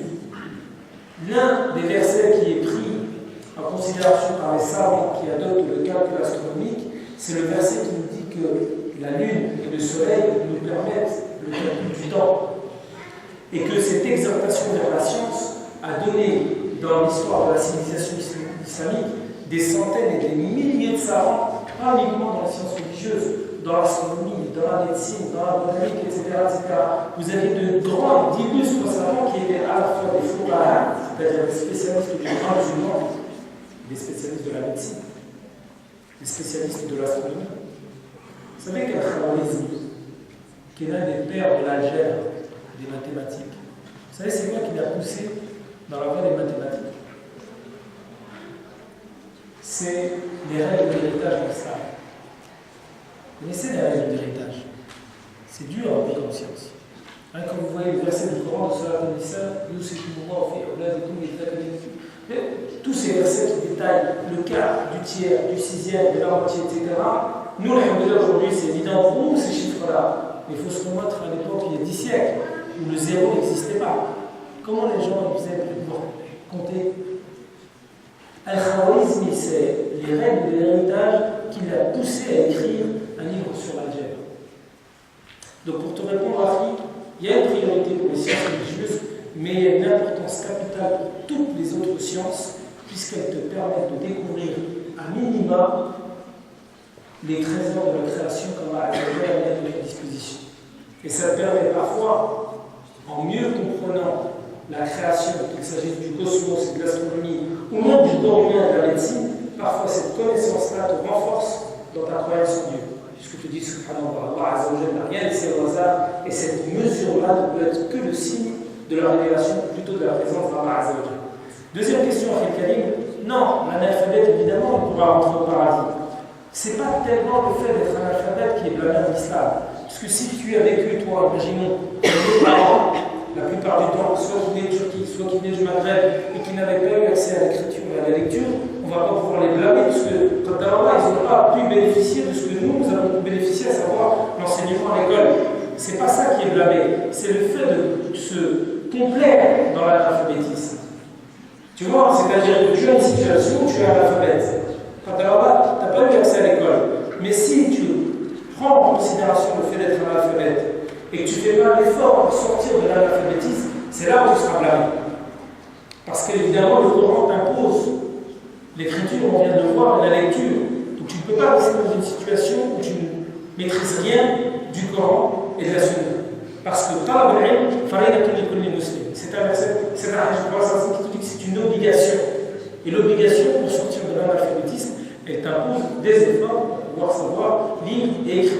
D'accord? Deuxième des choses, j'ai été comme vous pendant un moment, je ne pouvais pas apprécier les tarawih en arabe, parce que, comme beaucoup d'entre vous, on est né ici. Et notre première langue, c'est la langue française. Peut-être à part chez la communauté turque, vous êtes en cela, comment dirais-je, si je peux me permettre cette digression exemplaire, puisque j'ai vu pas mal de familles turques, ou même en France, la langue parlée par les enfants avant le français était le turc. Et ça, j'ai envie de vous dire, préservez, gardez-le, parce que le français, il va l'apprendre à l'école. D'accord? Et alhamdoulilah, c'est très bien de garder cette tradition et ce lien avec les pays d'origine, ne serait-ce que par la langue. D'accord? Maintenant, pour l'arabe, on va vous faire tout est une question. 1. D'effort, 2. De gestion du temps. Tout est question. 1. D'effort et de volonté, et de 2. De gestion du temps. J'ai vu des gens d'origine arabe passer des années dans la négligence et la perte de temps. Et comme dirait mon père, au bout de 10 ans, c'est zéro. Rien. Par contre, j'ai vu des convertis qui, au bout de 10 ans, par un travail, une détermination, un volontarisme et une gestion du temps optimale, avoir au final une ijaza fil Qur'an. Et être aujourd'hui parmi les enseignants de langue arabe. Normalement, la semaine prochaine, Inch'Allah, je vais rencontrer un frère qui est un ancien rappeur. Pour ceux qui écoutaient du rap à l'époque, Secret Connexion, Fage, va être président. Il s'est converti il y a une dizaine d'années. Il est parti étudier à l'île de la Réunion, il est parti en Égypte, il est parti en Arabie Saoudite. Il a appris le Coran.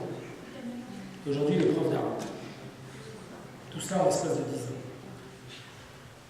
Regarde comment de très nombreuses connaissances à moi, en l'espace de 10 ans, C'est vrai, on a tous nos préoccupations, etc. La vie, c'est pas facile.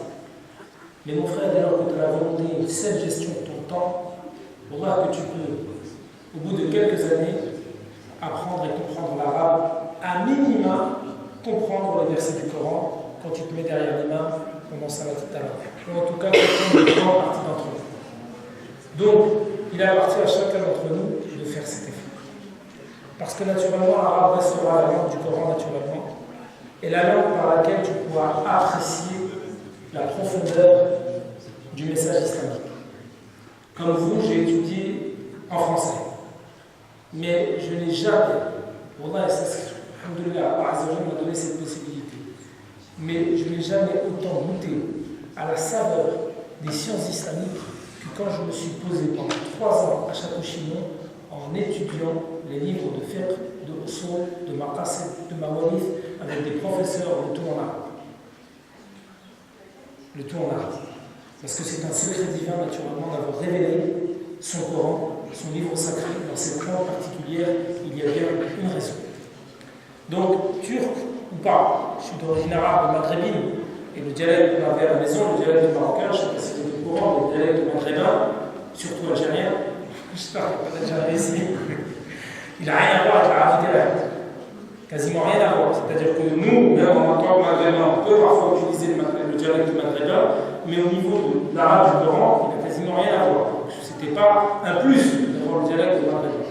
Ce qu'il faut évidemment, c'est utiliser son temps, notamment la jeunesse qui est la vôtre.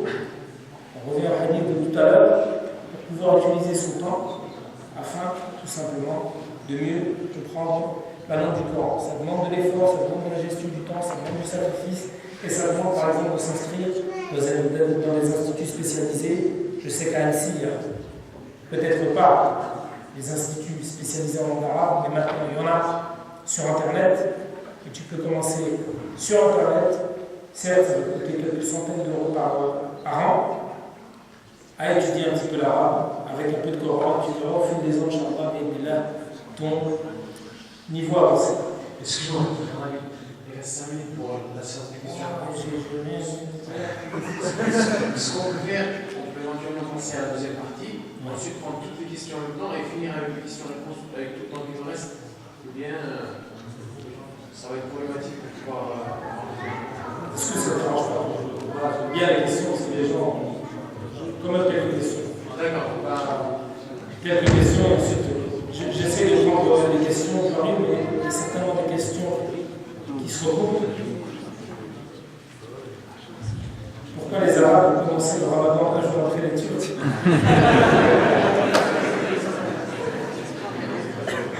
Alors que même l'Arabie Saoudite a commencé le même jour que les Turcs.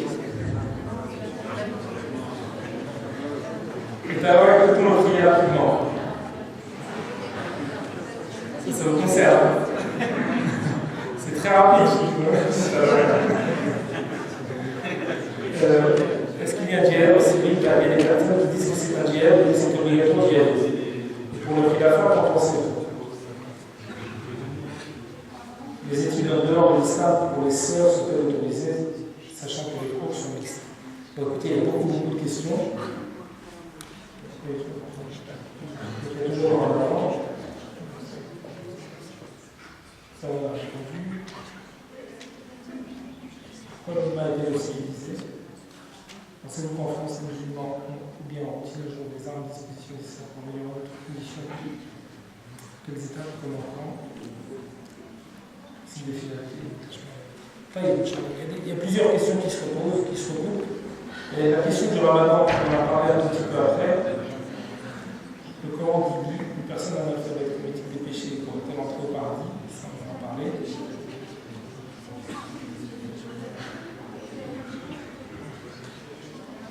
Quelles sont les raisons pour lesquelles les musulmans souffrent aujourd'hui? Est-ce que l'ange est réel? Comment réussir?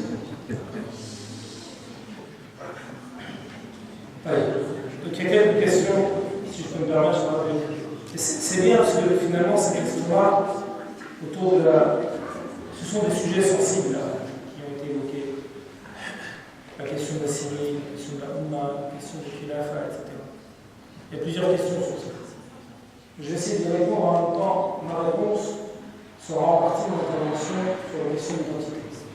D'accord? Parce qu'il y a beaucoup de choses qui sont liées. C'est pour ça que je vais prendre du temps, je parlerai ensuite, on reposera, on mettra aux gens de poser la question.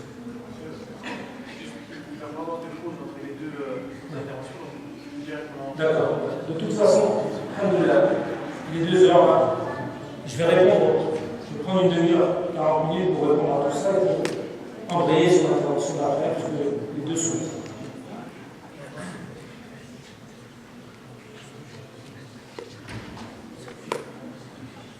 Mes frères, il y a quoi méditer lourdement sur l'état du monde musulman. Là, il y a des questions qui ont été posées sur ce qui se passe aujourd'hui dans la Oumma et pourquoi la Oumma a été le temps divisée. Et qu'est-ce qui se passe en Syrie et que penser de l'annonce du Khilafat, etc., etc. Pourquoi c'est lié avec l'intervention juste après sur l'identité européenne? Parce qu'il y a un mot qui a été utilisé dans plusieurs questions qui est le mot de Oumma. Et la Oumma, il faut savoir la définir. Alhamdulillah, c'est pour ça que je suis heureux d'être parmi vous ce soir, malgré le fait que pour la grande majorité d'entre vous, que soyez turcs, que je sois d'origine maghrébine, on a un lien qui nous unit.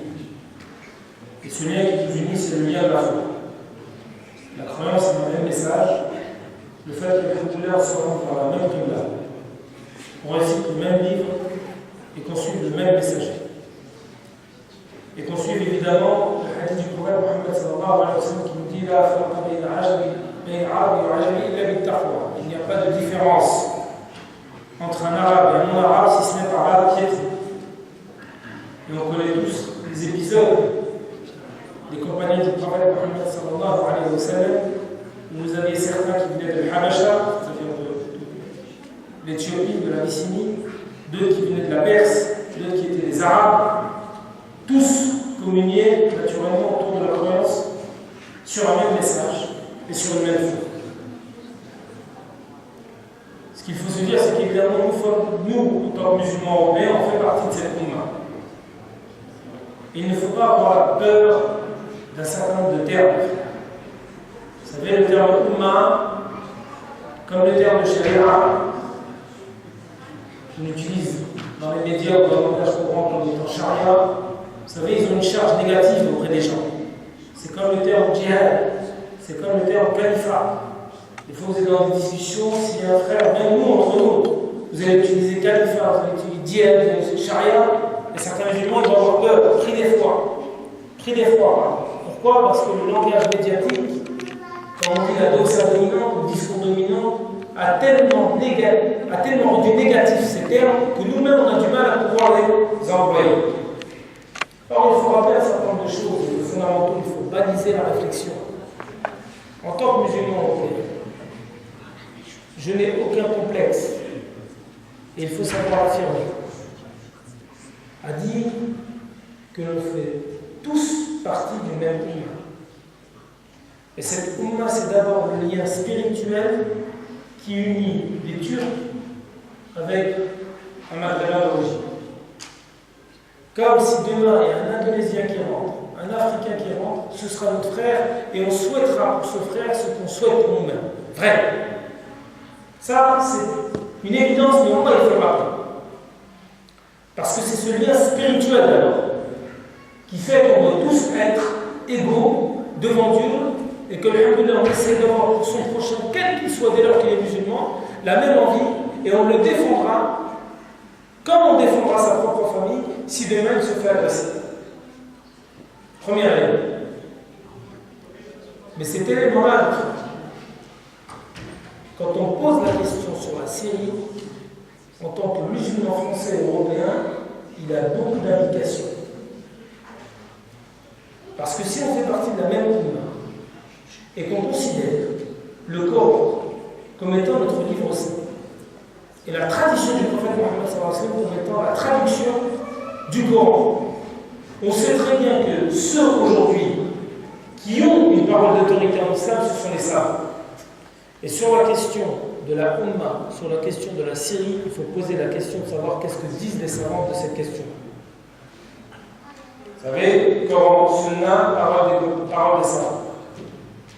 Sur la question de la Syrie, il y a quasiment un an, jour pour jour, vous avez des grands ulama qui se sont réunis dans la ville du Caire en Égypte. Et ils ont organisé ce qu'ils appellent Multaqa Ulama al-Umma Hawla al-Qadiyya al-Souriya. Le colloque des savants de la Umma sur la question syrienne. Vous aviez des chouyours comme le Cheikh Youssouf al-Qaradawi, vous aviez des chouyours comme Mohamed Hassan l'Égyptien, vous aviez Mohamed al-Arifi le Saoudien, vous aviez Salman al-Adal le Saoudien, vous aviez des dizaines de chouyours, de gens qui font partie des plus grands savants de notre époque. Et quand on dit qu'ils faisaient partie des plus grands savants de notre époque, on comprend que leur parole elle est lourde. Parce que normalement, c'est une parole des héritiers des prophètes. Ils ont dit quoi?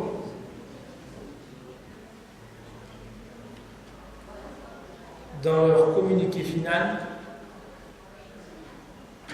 le premier point, le premier article disait la chose suivante.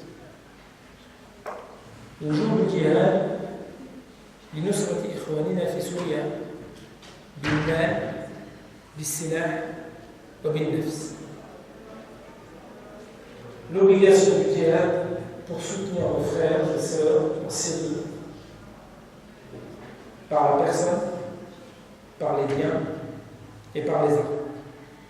Là, il faut comprendre ce que je veux dire. Il faut vraiment, et c'est en lien avec l'identité européenne et c'est en lien avec la compréhension de l'islam et de l'éducation. La parole, elle est lourde, elle est extrêmement lourde.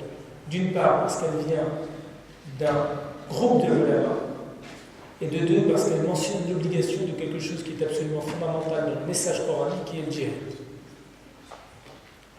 Pour les musulmans européens, français, que nous sommes, comment on le concrétise et comment on apprécie cette parole?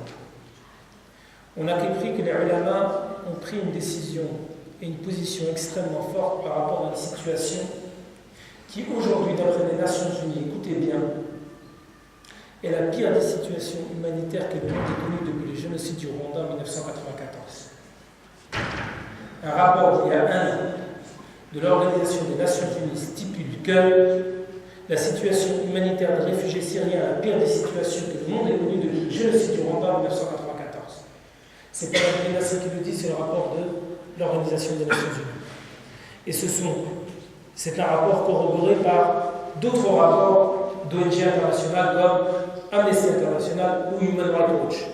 Human Rights Watch dit que dans plus d'un cas, des armes de destruction massive et des armes chimiques ont été utilisées à l'endroit des populations civiles syriennes.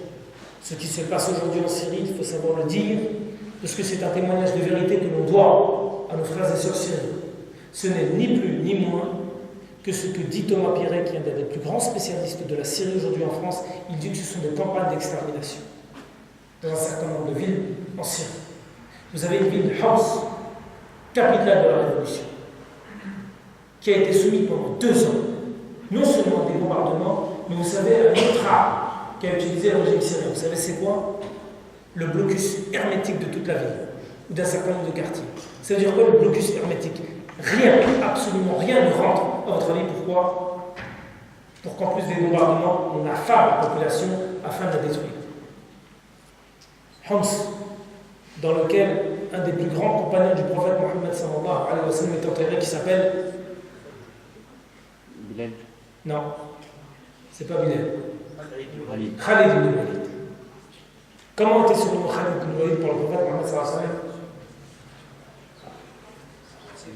Saïfoullah. Qui a visité Homs? Personne. J'ai visité Homs en 2007. Vous aviez la mosquée de Khalid ibn Walid avec à l'intérieur son tombeau.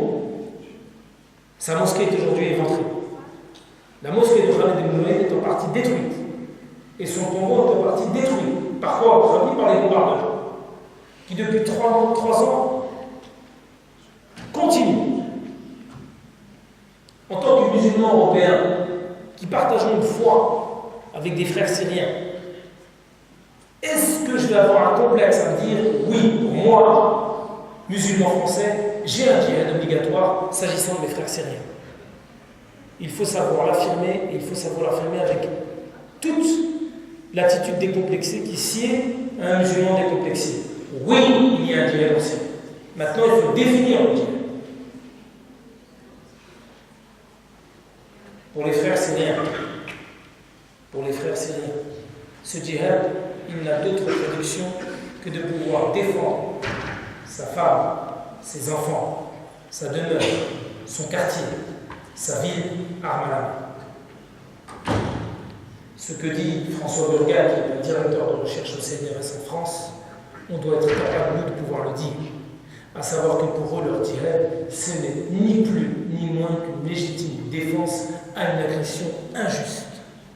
Et cette légitime défense, cette résistance à l'oppression, face à une armée qui déploie contre vous des armes de destruction massive, elle ne va pas se faire avec des fleurs. Elle va se faire avec quoi? Avec des armes.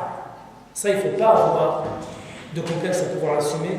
Ça concerne nos frères syriens. Pour des musulmans d'Annecy, pour des musulmans de France, pour des musulmans européens, est-ce que ce djihad doit signifier de quitter femme et demeure et d'aller rejoindre le front pour pouvoir prêter main forte à nos frères qui résistent? Non, non, et 3 fois non. Pourquoi? Revenons au cœur de notre intervention précédente. Le prophète et le savoir. Tout à l'heure, qu'est-ce que je vous ai dit? Qu'Alain Hassan al-Basri, qui est l'un des plus grands parmi ceux qui ont succédé au compagnon Tabiri, dit: l'encre de l'érudit est plus sacrée auprès d'Allah Azza wa Jal que le sang du martyr. Ça veut dire, mon frère, ton encre, ton article, ta diffusion, ta médiatisation du conflit syrien, pour toi, musulman français, peut faire plus de bien que le fait d'être au front, arme à la main. Ça veut dire quoi? Ça veut dire que tu veux aider tes frères syriens, tu veux faire le djihad, fais le djihad, mais fais le djihad de l'intelligence et de l'éducation. Fais le djihad de la médiatisation. Est-ce qu'il est normal qu'auprès de la communauté musulmane de France, depuis 3 ans et demi, la situation en Syrie est passée quasiment comme une lettre à la poste, avec aucune forme, quasiment très peu de mobilisation pour un peuple qui est en train aujourd'hui d'être exterminé et massacré? Ça veut dire que pour répondre aux questions, le djihad en Syrie pour nos musulmans français, c'est 5 choses. D'abord et avant tout, mes frères, et si c'est possible dès ce soir, c'est pour ça qu'on va mettre en pratique, Inch'Allah, ces conférences, dès ce soir dans vos soujoud, et pourquoi pas dans Dua al-Qunut que pourra nous faire le frère avant le Fajr, Dua al-Mazloum. N'oubliez jamais vos frères et sœurs dans vos invocations. Quand vous avez le front sur le sol, c'est la première des solidarités qu'on doit avoir avec nos frères. C'est le premier des djihad qu'on doit pouvoir normalement mobiliser. 1. 2. Regardez ce que dit le Messie. Parce qu'il y a plusieurs formes de djihad. Rechercher le savoir. Pardon, c'est pas Ibn Mas'ud, c'est un autre grand compagnon qui s'appelle Mu'adh ibn Jabal. Rechercher le savoir. Apprendre pour Dieu, c'est de la piété. S'instruire est un acte d'adoration. Étudier, c'est glorifier Allah Azza wa Jal. Rechercher le savoir est un djihad. Je répète. Rechercher le savoir. Apprendre pour Dieu, c'est de la piété. S'instruire est un acte d'adoration. Étudier, c'est glorifier Allah. Rechercher le savoir est un djihad. Taïb, ne devons-nous pas rechercher le savoir pour savoir ce qui se passe en Syrie? Le deuxième niveau de notre djihad, c'est de médiatiser, ça veut dire de mieux comprendre la situation syrienne. Et si toi, ma sœur, toi mon frère, tu fais cet effort de meilleure compréhension de la situation en Syrie, tu fais ton djihad. Vous avez l'Union internationale des ulama que préside le Cheikh Youssef al-Qaradawi.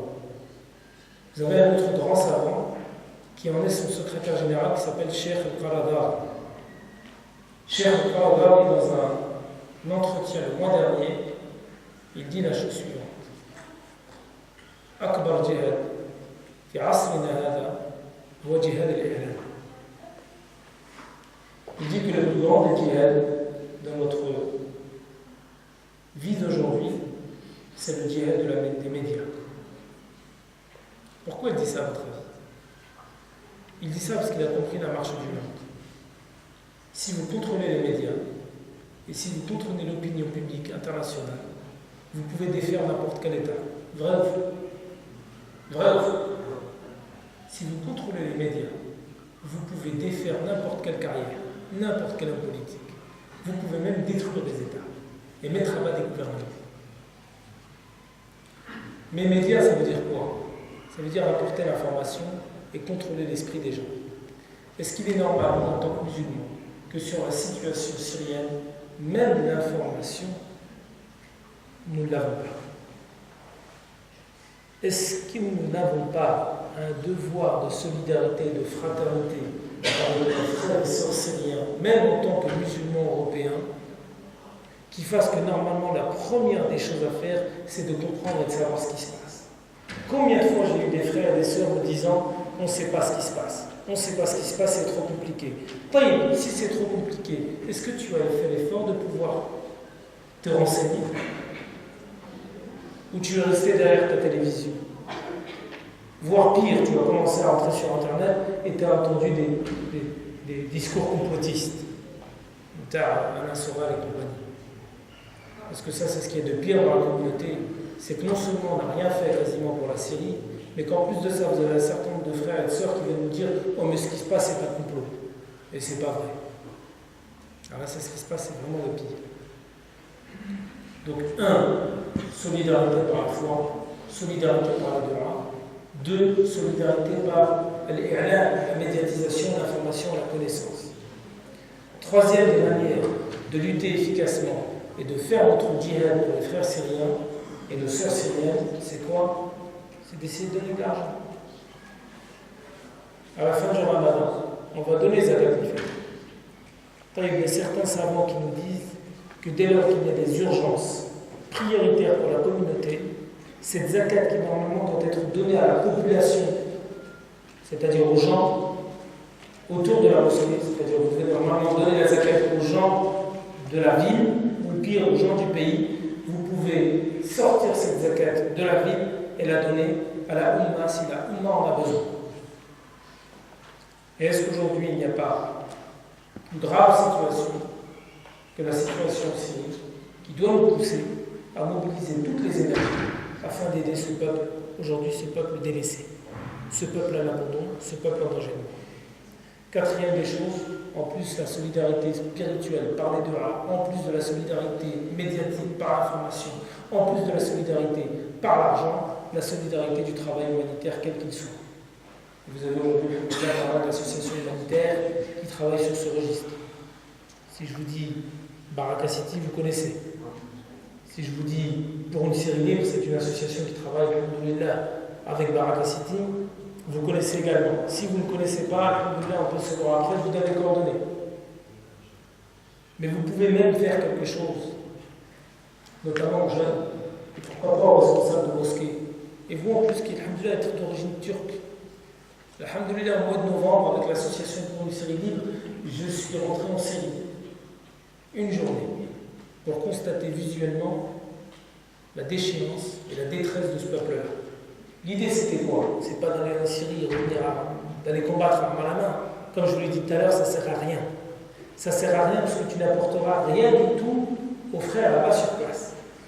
Vous voulez juste un exemple par rapport à ça?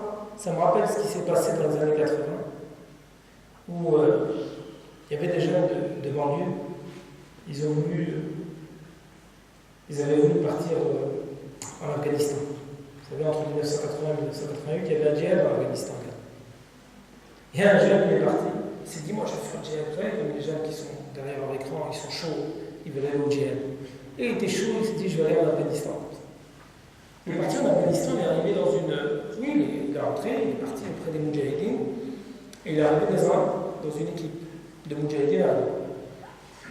L'Afghanistan, je ne sais pas si vous connaissez, c'est la plupart du temps des hauts plateaux, voire des montagnes. Vous vivez à 4000, 5000 mètres d'altitude. Quand il fait froid, l'hiver, il fait moins 20 degrés. Les Afghans, évidemment, qui ont vécu toute leur vie, sont aguerris par cette situation dure. Lui, Miskin, qui vient de France, qui est éduqué, qui est né avec le Nutella et la Goldorak, au bout de 2 jours, il est tombé malade. Lui qui voulait faire le djihad, il est chaud. Au bout du 3e jour, c'est ce que m'ont dit les Afghans. Ils m'ont dit, mon frère, bah en fait, t'es venu, mais aujourd'hui, t'es plus un fardeau pour nous qu'autre chose. Donc s'il te plaît, tu vas rentrer chez toi et tu vas nous laisser continuer. Tu vas nous laisser continuer notre route, tout seul. Parce que tu nous apportes rien de bon, tu nous apportes finalement que des difficultés. C'est exactement la même chose qu'il faut dire à ceux des frères qui soient soi-disant chauds pour pouvoir aller en djihad et qui pensent que la seule manière de pouvoir aider nos frères, c'est de partir là-bas. Non seulement il ne va rien apporter parce qu'il ne connaît pas la situation, il ne connaît même pas le dialecte, mais pire, il risque de détruire sa famille et de briser sa mère, son père, ses frères et sœurs. Pourquoi au final, comme l'ont fait un certain nombre de frères qui sont partis en Syrie, s'afficher sur Internet, poster une image avec le Kalachnikov. Ah, c'est ça qu'on dit. Pour que tu ailles là-bas et tu reviennes avec une image, tu te dises, ouais, moi j'ai fait le Rambo. Non, le vrai djihad, il est celui que je viens de vous citer depuis tout à l'heure. Il est d'écouter la parole des pénales. Et ça, même nous, il faut qu'on ait le courage de pouvoir dire, même en tant que musulmans européens, qu'il y a effectivement un djihad en Syrie. Mais que la première des choses à faire, quand on dit ça, c'est de définir les termes. Et si le djihad aujourd'hui, il a complètement été galvaudé comme terme auprès des médias, à nous de réhabiliter son sens. Et que la première à faire, des révolutions à faire, c'est la révolution de quoi? Des termes employés. Si djihad signifie, pour la grande majorité de la population et des médias, terrorisme, sang, etc., nous on dit non. Le djihad signifie d'abord l'effort sur soi, destiné à dompter tes pulsions négatives pour ensuite lutter afin de venir prêter main forte à tes frères. Parce qu'en tant que musulman européen, j'ai beau avoir la nationalité française, mais je n'oublie pas le lien spirituel qui m'unit, moi, aux musulmans du monde et notamment aux musulmans en souffrance. Et que personne ne peut nous faire le procès d'avoir ce lien spirituel avec les musulmans opprimés. Parce qu'on n'a jamais fait le procès aux Français qui ont une double nationalité, notamment la double nationalité israélienne. Ceux qui ont une double allégeance. Vous savez, on n'aura jamais fait le procès. Parce que nous, très souvent, musulmans, nous disent attendez, vous êtes d'abord musulman ou d'abord français? Comme s'il y avait un déficit de loyauté. Bravo! Surtout quand on pose la question, vous avez des liens avec l'islam. Mais vous êtes d'abord. Vous respectez d'abord le Coran ou les lois de la République? Ça, c'est un faux débat. Il faut dire la chose suivante. Moi, je suis français sans aucun problème. Et si tu me poses des questions en termes de citoyenneté, il n'y a aucun souci, je suis français.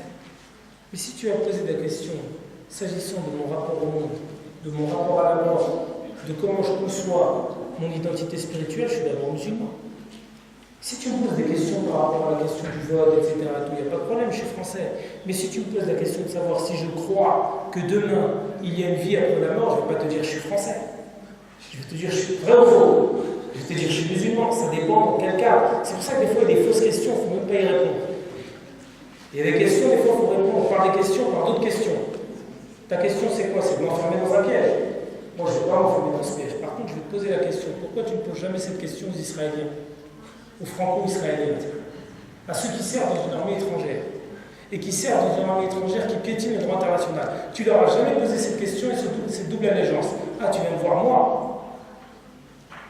C'est pour ça qu'il faut savoir, comme je vous ai dit tout à l'heure, l'identité du musulman européen, il est spirituellement fort, il est islamiquement formé et il est politiquement intelligent. Et si on fait le lien avec notre débat du départ, tout se résume à quoi? Mes frères au ilm, à la connaissance et à la science. Vous avez l'un des plus grands savants du XXe siècle égyptien, Wallah, mettez ces paroles dans un coin de votre tête. Il s'appelle Mohamed Al-Ghazali. Il est mort en 1996. Et à la fin de sa vie, il a dit une phrase qui résume l'état de la situation de la. Il dit أكبر معصية في عصرنا هذا بعد الشرك بالله هي قلة العلم. Ça veut dire quoi? La plus grande des transgressions, le plus grand des péchés, aujourd'hui, dans la situation qui est la nôtre, après le shirk, c'est-à-dire le fait d'associer à Allah Azza wa Jalla des divinités, c'est quoi? Le manque de connaissance. Le manque de connaissance, il est interdit. La superficialité dans la compréhension du message de l'islam, c'est interdit. Ça fait partie des péchés. Et pour reprendre la question tout à l'heure du frère, ça vaut autant pour ce qui concerne les sciences religieuses que ça vaut par rapport aux sciences du contexte. Et si je peux finir sur la question syrienne, la question du khilafa, la question de la Ummah, etc., si on veut soulager la situation de la Ummah, il y a 3 choses à faire. Spirituellement fort, ça veut dire que tous les matins au Fajr, tu penses à tes frères. Et le Fajr, mes sœurs et mes frères, il n'est pas à 10h le matin. Le Fajr, il est à son heure. D'accord? Ça, c'est la première des choses à faire. Tu veux aider tes frères en Syrie? Dis-moi à quelle heure tu te lèves le matin. Le père de Talq Ramadan, qui s'appelle Saïd Ramadan, qui a passé toute sa vie pour pouvoir porter le message de l'islam. Lui aussi, à la fin de sa vie, il donne un petit peu cette anecdote. Il dit, si maintenant, regardez, vraiment il mûrit l'état de la communauté à la fin de sa vie, et il dit, s'il y a quelqu'un qui vient me voir, et me parle de la situation des musulmans dans le monde, il faut les aider, etc., la première des questions que je lui poserai, c'est de savoir à quelle heure tu as fait le Fajr le matin. Tu l'as fait à son heure, je sais que toi, tu es animé par une volonté réelle d'aider tes frères en te soumettant au commandement divin. Tu as fait ton gel à 10 heures, va d'abord travailler ta foi et ensuite on discute. Première des choses spirituellement fortes. Deuxième des choses, mes frères, on en a parlé tout à l'heure, l'identité du musulman européen, elle ne passera pas sans une saine compréhension du message de l'islam. Une saine compréhension du message de l'islam, ça veut dire que si demain tu as un débat avec un frère qui te dit que, par exemple, il est impossible pour un musulman de vivre en Europe, parce que, comme le disent certains, c'est la yajouz, il faut que tu aies les billes, les arguments juridiques pour pouvoir lui répondre. Si je peux faire ce petit aparté par rapport à mon livre, c'est exactement ce que j'ai voulu vous apporter. Ça veut dire sur la question de votre présence en tant que musulman européen, si un certain nombre de frères vient qui te disent « Mon frère, il est interdit sur la base de ce dalil, de ce hadith, de ce verset, de vivre en Europe et qu'il faut faire la hijra », tu lui dis « Stop, stop. Qu'est-ce que tu m'as raconté? C'est quoi ton hadith? Tu me sors ce hadith, ben moi je vais t'en sortir un autre. Et surtout, je vais questionner ta compréhension que tu as de ce hadith-là. Parce que comme je vous l'ai dit tout à l'heure, vous avez un certain nombre de frères qui prennent des hadiths dans leur littéralité sans prendre en considération tout ce qui va autour du hadith. Ça mérite, mes frères, compréhension profonde. Et la compréhension profonde, elle ne vient qu'avec la lecture, le savoir et l'éducation. Et la troisième des choses à faire, c'est évidemment la compréhension de ce contexte qui est le nôtre. Et ce contexte qui est le nôtre, il a énormément de défis. Si je peux finir juste sur un défi majeur et qui est lié également à l'éducation, et en tant que musulman français, c'est dommage qu'on ait passé à côté de ce débat, c'est qu'aujourd'hui l'école, c'est-à-dire l'espace par lequel nos enfants vont transiter pour pouvoir comprendre le monde, il est soumis à de multiples influences. Et vous avez peut-être entendu tous parler de la théorie du genre, et qu'alhamdoulilah, finalement, elle a été retirée, en tout cas la décédée d'égalité, du fait de la mobilisation d'une grande partie de la communauté, enfin d'une partie de la communauté, Il a été finalement retiré, mais est-ce que vous pensez qu'en tant que musulmans européens, on doit être absent de ces débats par exemple? Est-ce que vous pensez que demain, le lobby homosexuel qui a tout fait pour imposer la théorie du genre, même si aujourd'hui elle est retirée, est-ce qu'il va baisser les bras? Ou est-ce qu'il ne va pas essayer de rentrer par d'autres portes ou par d'autres fenêtres? Comment ça se fait que dans beaucoup de situations, beaucoup de débats, on n'ait pas de musulmans qui soient capables de proposer une réflexion sur ces sujets? Pourquoi? On a beaucoup de défis en tant que musulmans. Il y a des défis autant au niveau des questions internationales, mais il y a également, les frères, beaucoup de défis au niveau de la question nationale. Et ce qui s'est passé cette année dans l'école française, c'est qu'un élément parmi beaucoup d'autres. Elle est où l'identité du musulman européen par rapport aux questions d'écologie? Comme j'ai posé plus d'une fois la question dans des mosquées en les interrogeant. C'est quand la dernière Jumu'ah que vous avez eue sur la question de l'écologie? Beaucoup m'ont dit jamais, on n'en a jamais eu. Est-ce qu'on peut considérer être des musulmans authentiquement européens quand on passe à côté de tout le souffle coranique autour de la préservation de la planète et de la création? C'est-à-dire, avant de parler de l'écologie, du développement durable, de l'environnement, et de toutes ces thématiques qui occupent aujourd'hui l'agenda international et l'actualité, est-ce qu'on peut revenir un minimum sur ce que dit le Coran sur la question de l'écologie? Il y a combien de versets dans le Coran? Là, je vais poser la question aux frères. Il y a combien de versets dans le Coran qui stipulent l'obligation du hijab? Du hijab. Combien? 2. Il y a combien de versets dans le Coran, les frères et sœurs, qui stipulent la méditation, le respect, la contemplation de la création et des écosystèmes et de la nature? Des centaines. Des centaines. Pourquoi on est beaucoup à cheval sur le hijab? On a raison, mais qu'on zappe complètement tout ce qui est de l'ordre de l'écologie, de l'environnement, du respect de la création.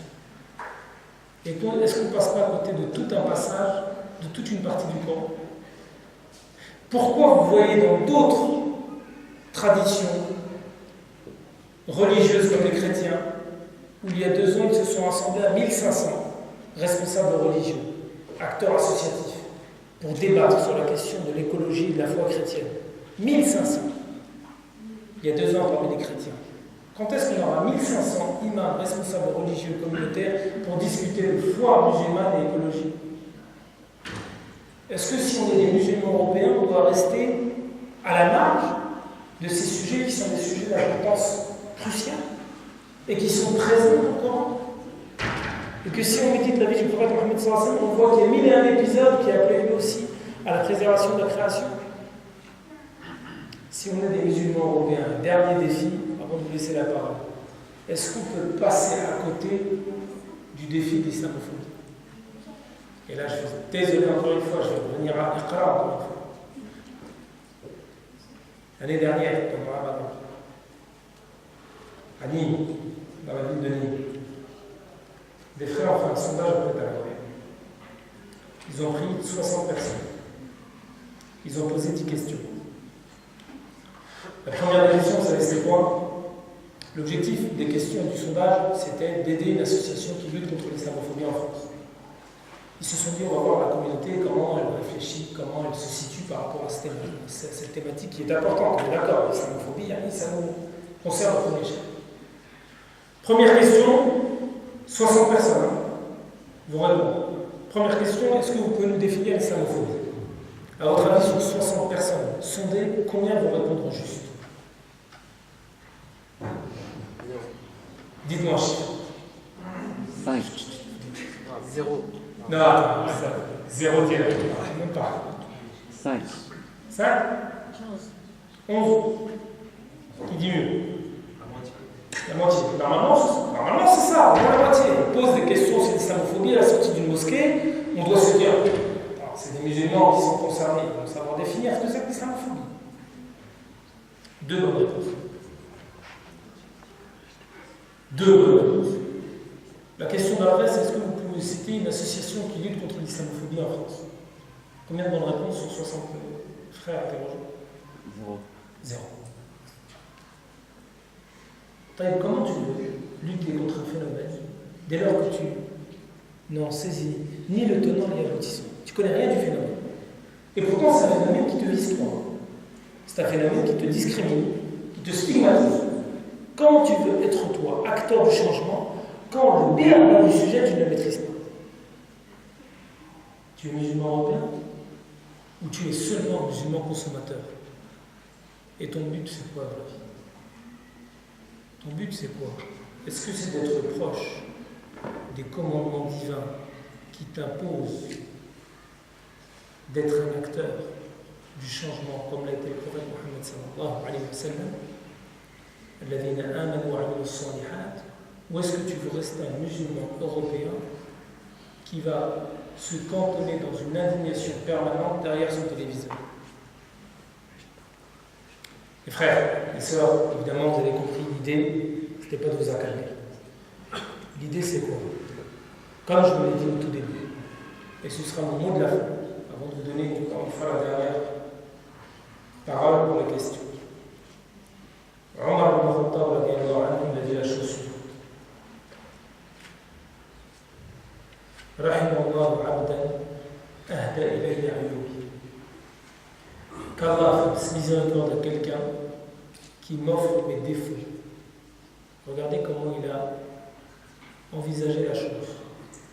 Si nous, ce soir, on a essayé de spécifier et d'identifier nos carences et nos défauts pour mieux les identifier afin de pouvoir les combler, les dépasser, encore une fois, ce n'est pas de nous jeter, de s'auto-flageller.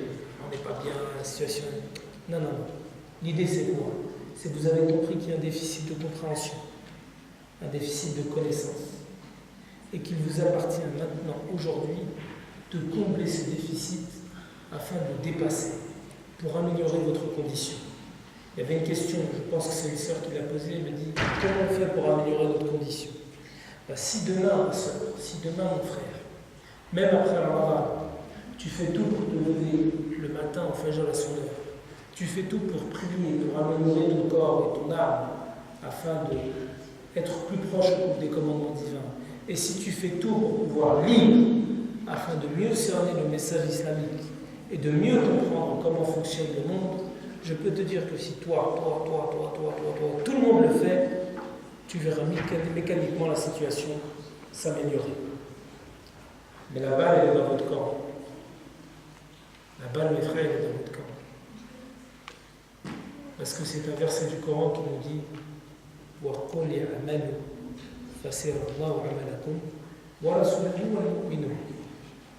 Et dites, regardez le verset, وَقُلْ اعْمَلُوا, et dites, faites, agissez, et Allah Azza wa Jalla verra le résultat de vos actions, ainsi que le prophète et les croyants.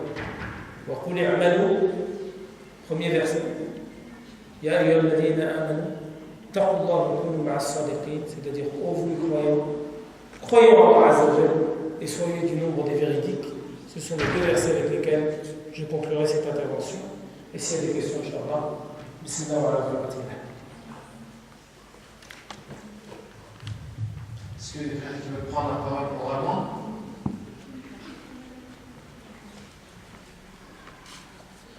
Dernière question, Inch'Allah, et après on va passer à la culture du programme, Inch'Allah, avant d'aller manger.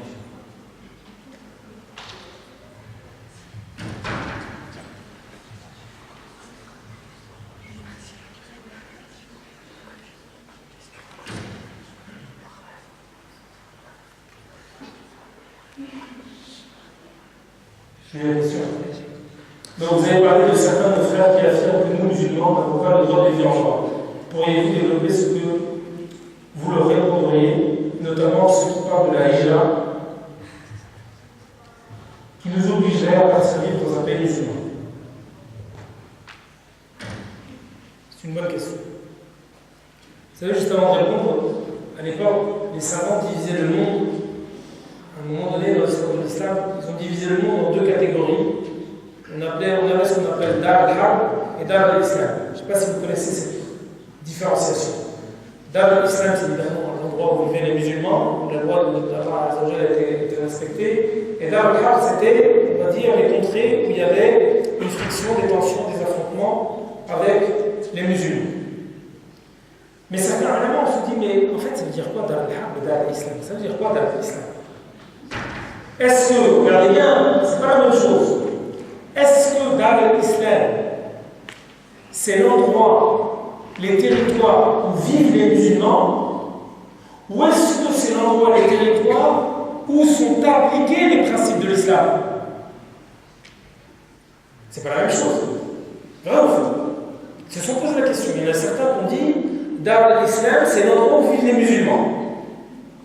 D'autres éléments qui disent non, c'est pas l'endroit où vivent les musulmans. C'est l'endroit dans lequel sont appliqués les principes de l'islam.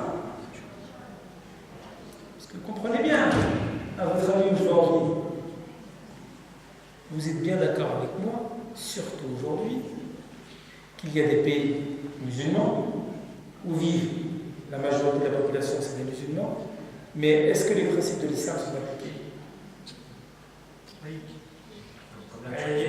Enfin, cite-moi les pays.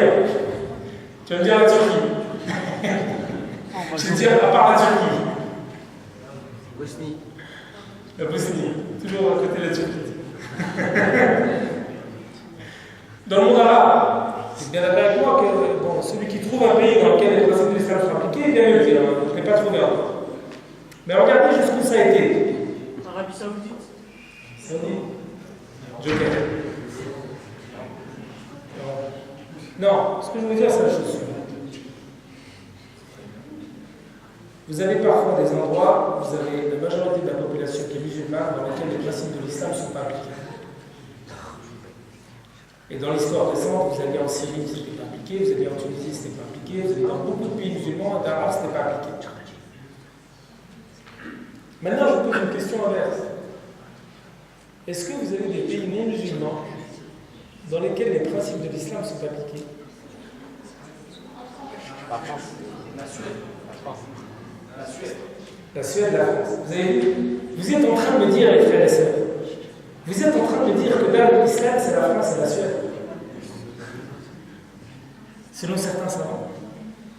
Raison pour laquelle le mufti d'Égypte, Mohamed Abdou, au début du XXe siècle, quand il voyage de l'Égypte à la France et qu'il reste quelques années en France et qu'il revient en Égypte, il dit « J'ai quitté un pays dans lequel il y avait des musulmans sans islam pour arriver dans un pays où il y avait l'islam sans les musulmans. » Est-ce qu'il n'y a pas du vrai dans ce propos-là? Est-ce qu'il n'y a pas un peu de vrai? J'ai connu des frères, ça c'est, je vous fais une petite confidence. J'ai connu des imams au Qatar qui revenaient d'Arabie Saoudite et qui me disaient une chose: mon frère, s'il te plaît, aide-moi pour que j'aille vivre en France. Imam, dans l'une des plus grandes villes de la région, il me dit s'il te plaît, j'ai qu'une envie, c'est de quitter ces pays-là parce que j'en peux plus. Donc à celui qui, la première des choses qu'il faut répondre à ce genre de frère, il faut lui dire dis-moi quels sont les pays musulmans et ensuite on discute.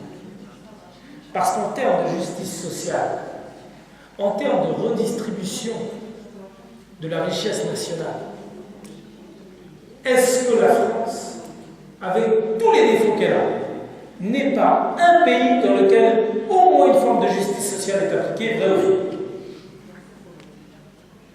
Je pense que, soyons sincères avec nous, Allah Azza wa Jalla nous commande la justice.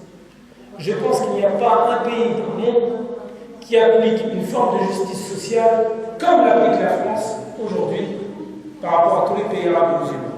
Dans quel pays arabe tu vas demain, si tu es malade, tu rentreras dans un hôpital, on te guérira sans te demander aucun argent?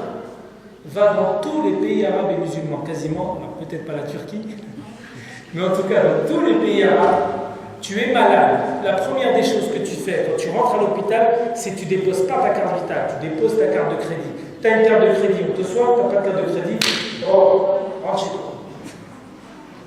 En France, c'est ça qui se passe ou pas? En France, tu peux ne pas avoir de papier. La première des choses qu'on fera, si tu rentres dans l'hôpital, c'est qu'on te soignera. Est-ce que c'est pas une forme de justice sociale? Donc la première des choses qu'il faut dire à ces frères-là, quel pays musulman tu parles? Deuxième des choses, revenons à l'épisode du prophète Mohammed sallallahu alayhi wa sallam. Quand à un moment donné, au début de la révélation, ça a été extrêmement dur pour les compagnons. Où est-ce qu'il les a envoyés? En Abyssinie, c'était une terre quoi? Terre chrétienne dans laquelle il y avait un roi juste. Qu'est-ce qu'appelle Frère Sassan? Allez en Abyssinie, terre d'un roi juste. Il y avait quoi un roi juste? Les frères, il y avait, excusez-moi de le répéter pour la troisième fois, un roi juste. Ya ayyuhalladhina amanu kunu qawwamina bil qist shuhada'a lillah wa la yajrimannakum shana'anu qawmin 'ala alla ta'dilu. I'dilu huwa aqrabu lit-taqwa. Regardez le verset. Ce qu'il nous faut, c'est le qist, la justice et l'équité. C'est tellement vrai qu'Ibn Taymiyyah, il dit la chose suivante. Inna Allah yansuru qawman adila walau kana kafiran ala qawmin zalimin walau kana mu'mina. Ça veut dire qu'Allah Azza wa Jalla va donner la victoire à un peuple juste, même s'il est mécréant, contre un peuple injuste, même s'il est musulman. Ça veut dire qu'Allah Azza wa Jalla donnera la victoire à celui qui est juste, même s'il est mécréant. Et toi, tu peux être musulman, si tu es injuste, Allah Azza wa Jalla te donnera la défaite. Donc, deuxième des choses, l'épisode du prophète sallallahu alayhi wa sallam nous montre qu'il a envoyé un certain nombre de ses compagnons auprès d'un roi juste, et que même après, quand il est arrivé à Médine, il aurait très bien pu leur dire revenez à Médine parce que alhamdoulilah, on a stabilisé une situation avant rien d'État islamique. Non, il les a laissés en Abyssinie. Troisième des choses, ses frères prennent souvent un hadith du prophète Mohammed sallallahu alayhi wa sallam qui nous dit Inni bari'un mimman uqima bayna afray al-mushrikin. C'est-à-dire qu'il y a eu un épisode où un certain nombre de compagnons sont partis dans une tribu, ils ont été pris dans un guet-apens, et que le prophète sallallahu alayhi wa sallam a dit, puisqu'il vivait dans une tribu de mécréants, il a dit je suis innocent de ceux qui restent auprès d'un peuple mécréant. Ça veut dire que le prophète sallallahu alayhi wa sallam a dit en gros, ces musulmans qui vivaient dans un peuple mécréant, s'ils ont été tués par des infidèles, c'est un peu de leur faute. Ils n'avaient qu'une chose à faire, c'est d'aller à Médine pour pouvoir sortir d'un environnement où il y avait des mouchriquins et des infidèles. C'est ça que fait très souvent un certain nombre de frères comme hadith justifiant la hijra. Comme dans tout hadith, il faut faire son exégèse, son interprétation. Ce hadith-là, ça faut bien comprendre. Ce hadith-là, ce n'est pas un hadith que vous pouvez appliquer à toute la communauté. Comprenez bien une chose. Et ça, je finirai sur ça parce que je crois que le temps est parti. Les hadiths du prophète Mohammed sallallahu alayhi wa sallam, il faut savoir s'ils ont une portée générale ou une portée limitée. Et les savants disent que ce hadith en question, il a une portée limitée pour ceux des musulmans qui vivaient dans la tribu indiquée dans le hadith. Et que tu ne peux pas en sortir à l'eau pour tous les musulmans en prenant tout simplement l'argument que le prophète sallallahu alayhi wa sallam avait laissé des compagnons en Abyssinie auprès d'un roi juste et chrétien, et que si vraiment il aurait été à portée générale, il aurait dit aux musulmans qui étaient restés auprès de l'Abyssinie, il aurait demandé à